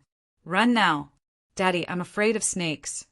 Meng Meng shuddered and buried her head into Yi Chen's embrace immediately. She dared not look at him. Don't be afraid, don't be afraid. Yi Chen patted her shoulder and lifted his head to look at the snakes that were coming from all directions. A gleam of light flashed through his eyes. The group of snakes suddenly stopped moving, as if they had encountered something terrifying. They actually turned around and attacked Uncle Li. Go back, go back! Uncle Li's expression changed as he kept ordering them. However, these snakes pounced at him crazily. Not long after, they lay at his feet, entangling and biting crazily. Wu Tashin and Xiao Ye's expressions froze instantly. They thought they were hallucinating. Uncle Li groaned in pain. With a flick of his finger, one of the snakes with a larger head and triangular head instantly exploded. The rest of the snakes also died in that instant. That was the Gu King. The person who controlled the Gu would tame a Gu King and let it lead the other Gu worms. Li Yuan took out a white bottle and swallowed it immediately. He then looked at Yi Chen in disbelief. Brat, who exactly are you? How does he know how to control Gu? At that moment, he was extremely wary of Yi Chen. Initially, he thought that Yi Chen was just an ordinary person. Never had he thought that his Gu would rebel. Bang! A large hand slapped over. Uncle Li's expression froze. His head spun a few times like a spinning top. Finally, his face turned to his back, and his body fell heavily to the ground. Yi Chen clapped his hands and said coldly, "You talk too much."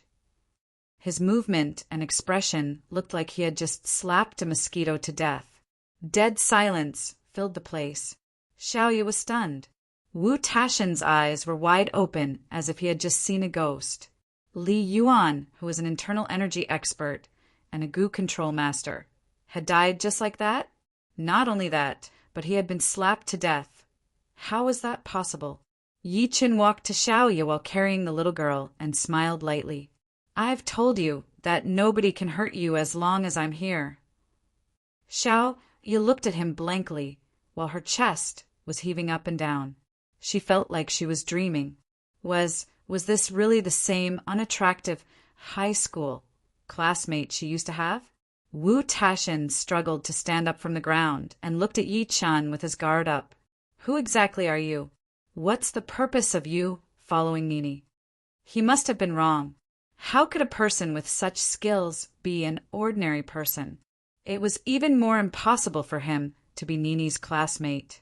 My name is Yi Chen, Xiao Ye's old classmate. Yi Chen caressed the little girl's hair and smiled calmly. He was no different from before. At the same time, hurried footsteps came from the forest far away. Xiaoyu was shocked. Don't worry, the clan elders are here. Wu Tashin's expression changed at first. Then he revealed an elated expression. As expected, for silhouettes leaped out of the forest within the span of a few breaths. There were 3 men and a lady. They were rather old, approximately 50 or 60 years old, and they were wearing Miao attire. The leader was an old lady with a walking stick. Yi Chen looked serious. These people's auras weren't just a little bit stronger than Li Yuan's. The leading old woman was at the Meridian Opening Realm, and one of the other 3 old men was also at the Meridian Opening Realm. Meanwhile, the remaining 2 were on peak stage internal energy. The old lady was elated to see Xiaoya. She went to her immediately. "Nini, Grandma." Xiaoya threw herself into her embrace. She was excited like a swallow returning to its nest. "Grandma, I finally see you. It's great that you're back. It's great that you're back." The old lady hugged her tightly while both of them could not stop crying. One of the old men walked to Wu Tashin quickly and held him up. "Are you all right, Tashin?" "I'm fine, Apu. I was just bitten by Li Yuan's goo." Wu Tashin held his head down in embarrassment like a child who had done something wrong. The old man's expression turned grim. "Where's Li Yuan?" "He's over there." Wu Tashin turned his head and pointed at Li Yuan's dead body lying aside. The few old men walked over immediately. They were shocked to see Li Yuan's dead body. The old man looked at Wu Tashin and said in shock, "Tashin, did you kill him?" "Tashin, you're amazing. I can't believe you killed Li Yuan." Another old man was relieved. "That's right. Tashin is even more powerful than Audiobook then." The few old men began to chatter and praise him. Wu Tashin blushed and shook his head unnaturally. Subsequently, he looked at Yi Chen next to him and said, "He killed him." At that moment, everyone had their eyes on Yi Chen at the same time, including the old lady from before. The old lady took a good look at Yi Chen with an unfriendly expression. Noticing that he was dressed as an outsider, she asked while holding her walking stick, "Nini, who is he?" At the same time, the other 3 old men walked to Yi Chen one after another. They were slightly repulsive and unfriendly. Xiaoya stood before Yi Chen immediately and explained, "Apu Ana Granny Yi Chen is Nini's classmate outside. He's also Tashin's and my savior. He was the one who killed Li Yuan earlier." The few old men looked at each other after hearing that. They saw the shock in each other's eyes. The old lady nodded and looked at Yi Chen with a terrifying gaze. "How did you kill him?" The rest glared at Yi Chen. They were going to attack him if there was anything wrong with his answer. Yi Chen said calmly as everyone stared at him, "It's simple. I killed him with a slap." Everyone was stunned as soon as he said that. Everyone was stunned on the spot. "Killed him with a slap?" the old lady asked again. Yi Chen nodded and looked normal. "That's right. He talked too much, so I couldn't hold it in." "You're lying. Li Yuan is an internal energy ancient martial artist and an expert in controlling goo. How could a brat like you kill him with a slap?" The old man next to Wu Tashin scoffed. The other internal energy old man nodded by instinct. "That's right. Although Li Yuan's ability isn't on par with mine, it's impossible for me to kill him with a slap, even if I wanted to. Whatever you guys say." Yi Chen shook his head calmly. He did not want to waste time with these old ladies and old men, nor did he bother to explain himself. Xiaoya panicked, seeing that the people were rejecting Yi Chen. "Apu, Ana Granny, Yi Chen really killed Li Yuan.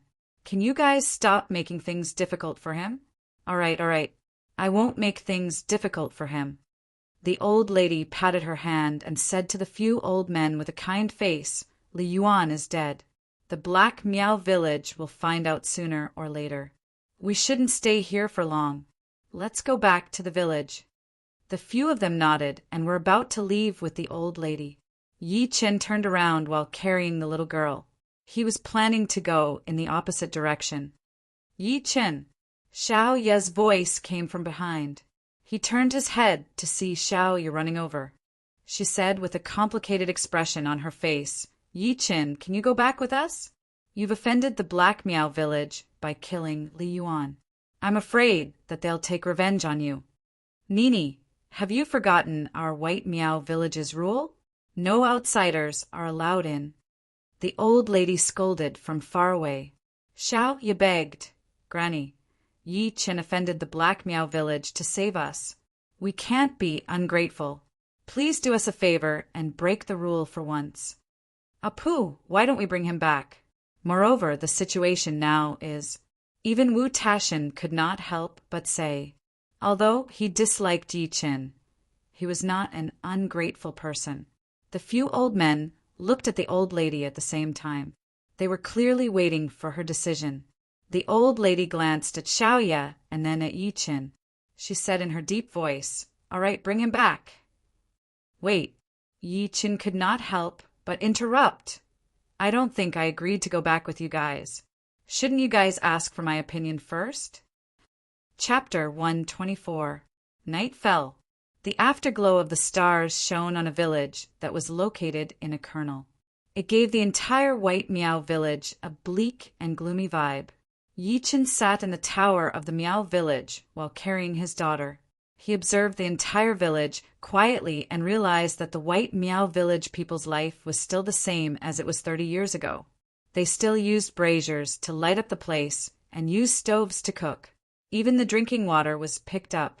However, he felt relieved when he recalled that they lived in a rather remote place and that the people in the village were a little xenophobic. The only special thing was that night in the Miao village. The night in the Miao village was great. The croaking of frogs came from the rice field far away under the stars. The ginkgo tree next to the tower was glowing. "Daddy, I'm hungry." The little girl in his embrace was holding her tummy that had shrunk. Her little face could not stop falling. Yi Chin comforted her. "Do you want to eat a medicinal pill?" "No, I want to eat rice and meat." The little girl shook her head, her stubbornness rising. To her, the things that outsiders could not even buy with money were not even comparable to a bowl of rice and meat. Yi Chin felt a little awkward now.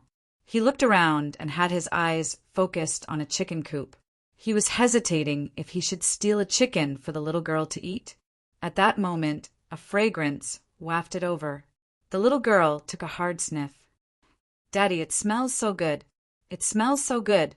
Yi Chin looked in the direction where the fragrance came from. He saw a beautiful silhouette walking over with a big iron pot and a bamboo basket on her back. Who else could it be but Xiaoya? "You guys must be starving, aren't you?" Xiao, you put the big iron pot on the ground as she walked closer. She smiled apologetically at Yi Chin and his daughter. The little girl struggled out of Yi Chin's embrace. Her eyes lit up as she looked at the big iron pot. "Auntie Xiao, what did you make? It smells so good. You'll find out when you open the lid." Xiaoya poked her little face softly. The little girl opened the lid wobbly, and a rich fragrance wafted over. "It smells so good." That was the only thing the little girl knew how to say. Yi Chin could not help but gulp. "This is little black herb stewed chicken." Xiaoya smiled and introduced. "In our village, as long as there are distinguished guests, we will use this to entertain them. Little black medicine is also called triangle maple. It's a type of medicine that can treat kidney deficiency, low back pain, asthma, and also has the effect of promoting blood circulation and removing blood stasis." Kidney deficiency, low back pain? Yi Chen's expression froze when he heard that. Xiao, you took out 2 bowls of steaming white rice from the bamboo basket and passed them to the little girl and Yi Chen, respectively. "Eat up. I'll get more for you guys if it's not enough." "Thank you, Auntie Xiao, you're the best." The little girl smiled sweetly and began eating after picking up the bowl. She even added a piece of chicken for Yi Chin. "Dad, you should eat more too. Only when you're full will you have the strength to fight." Yi Chen was speechless. "So in your eyes, I'm just a boorish man who only knows how to fight?" He suddenly didn't want to acknowledge this daughter of his. After hesitating for a moment, he picked up the bowl and began eating at a steady pace. Xiaoyu sat aside and watched the father and daughter quietly while holding her chin with her hand. Her beautiful eyes were focused on Yi Qin, and she was lost in thought without realizing it. Is there something on my face? Yi Qin said without lifting his head while eating. Xiaoya's pretty face blushed, and she looked away immediately. She suddenly said after hesitating for a moment, I'm sorry, Yi Qin. What are you sorry for? I shouldn't have done that to you guys. She held her head down as she spoke to this point and clasped her fingers tightly. Those 2 bottles of water, I almost killed you guys. Let it go. Moreover, you didn't let me drink it when it mattered, did you? Yi Qin said while smiling. That's true, but I still feel bad. Xiao, you could not let go of the knot in her heart. She said to herself, you know about the Black Miao village. I was kidnapped to the Black Miao village when I was 15. Their high priest planted a goo in my body and hid me outside so that my grandma and the rest couldn't find me. I don't know if I'm a bad woman to you, but I guess so. A woman like me won't have a good ending. As she spoke, her tears fell like pearls from a broken necklace. The little girl who was eating stopped eating and said while looking at her, Auntie Xiao, are you hungry? Daddy is right. You guys are too poor. You'd rather starve yourselves and feed Daddy and me. Yi Qin was speechless. What the hell is this girl saying? Uffed. Xiaoya, on the other hand, was amused by what she said. She rolled her eyes at her while wiping her tears. You bad girl. I'm not poor at all. I'm richer than your daddy. My daddy has a few billion. The little guy pouted, as if he wanted to continue. Yi Qin picked up a piece of chicken immediately and stuffed it in her mouth. He then asked Xiaoyu while looking at her, was the goo in your body planted by the Black Miao village's high priest? Yes. Xiaoyu nodded as fear filled her pretty face. This isn't an ordinary goo. According to Uncle Li, it's the egg of the Black Miao village's golden silkworm goo.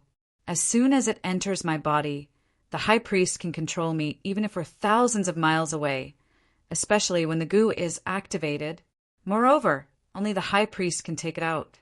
Grandma and the rest have discussed it for a long time, but there's nothing they can do. Xiaoyu nodded as fear filled her pretty face. Her body could not stop shaking as she spoke to this point. Clearly, she had experienced something in the past. Is this it? A white one suddenly appeared in Yi Chen's hand. It looked like a silkworm baby. Yes. Xiaoyu nodded by instinct. Subsequently, she opened her pretty eyes wide. Where did you get this from? From your body, Yi Chen said while smiling. I am in my body? Xiaoyu exclaimed and said in disbelief, no way. Are you saying that this is the goo in my body? That's right. Yi Chen nodded. Xiaoyu was shocked. How did you take it out? It's simple. I took it out because I wanted to. Yi Chen burped and said in a muffled voice. Xiaoyu was speechless. You took it out because you wanted to? That was the golden silkworm goo's egg. The high priest had even cast a spell on it. Apart from him, nobody could take it out. Yi Chen frowned when he saw her staring at him blankly. You don't believe me? Do you want me to put it back? Xiaoyu screamed and retreated a few steps back immediately. She said in disbelief after being stunned for a few seconds, Yi Chen, sometimes I really wonder if you're my classmate. He had killed Li Yuan with a slap. Unbeknownst to him, he had helped him remove the goo from the high priest's body. Was that something an ordinary person could do? Don't tell anyone. Just keep it to yourself. I don't want to be interrogated like a criminal by those old men and old ladies. Yi Chen smiled, not minding it at all. Thank you. Xiaoyu took a deep breath in and said in gratitude, Thank you, Yi Chen. It's no use saying that. Can you give me another bowl of rice? Your chicken stew for treating kidney deficiency is great. At the same time, in a valley 50 miles away, a gloomy and terrifying stronghold stood tall in the darkness. There was a cave with a brazier in it. A man in a black robe was chanting at the brazier before him at the moment. As he moved his hands, 2 fist-sized flames leaped out of the brazier into his hands. Bang! At that moment, the brazier exploded with a bang. Sparks flew everywhere. The black-robed man spat a mouthful of blood out hard. The blood pierced a hole in the wall of the cave directly. "Who is it? Who broke my goo?" The black-robed man could not stop roaring like he had gone mad. He looked shocked. Suddenly, he turned his head to look at the entrance of the cave. He turned around and said in his deep voice, "Come in." Subsequently, a sinister-looking old man in his 60s walked in quickly. He knelt on the ground in all seriousness when he was less than 10 steps away from the black-robed man. "High Priest, Li Yuan's natal gu is dead." The black-robed man was not surprised at all. He said without even turning his head, "How did that piece of trash die?" "We found his body at the scene, and something from the White Meow village." The sinister-looking old man said while trembling, "White Meow village? What a White Meow village? I didn't want to deal with you guys so soon. Since you guys have a death wish, don't blame me." The black-robed man grinned. "Pass down my order. Order the elders from the Li, Yin, Zhao, and Ma clans to lead 500 people each to the White Meow village before dawn the next day. 4 illuminating pulse experts are coming. If you guys don't destroy the White Meow village this time, I'll toss everyone into the Divine Dragon Pond. Bring that be *TCH back."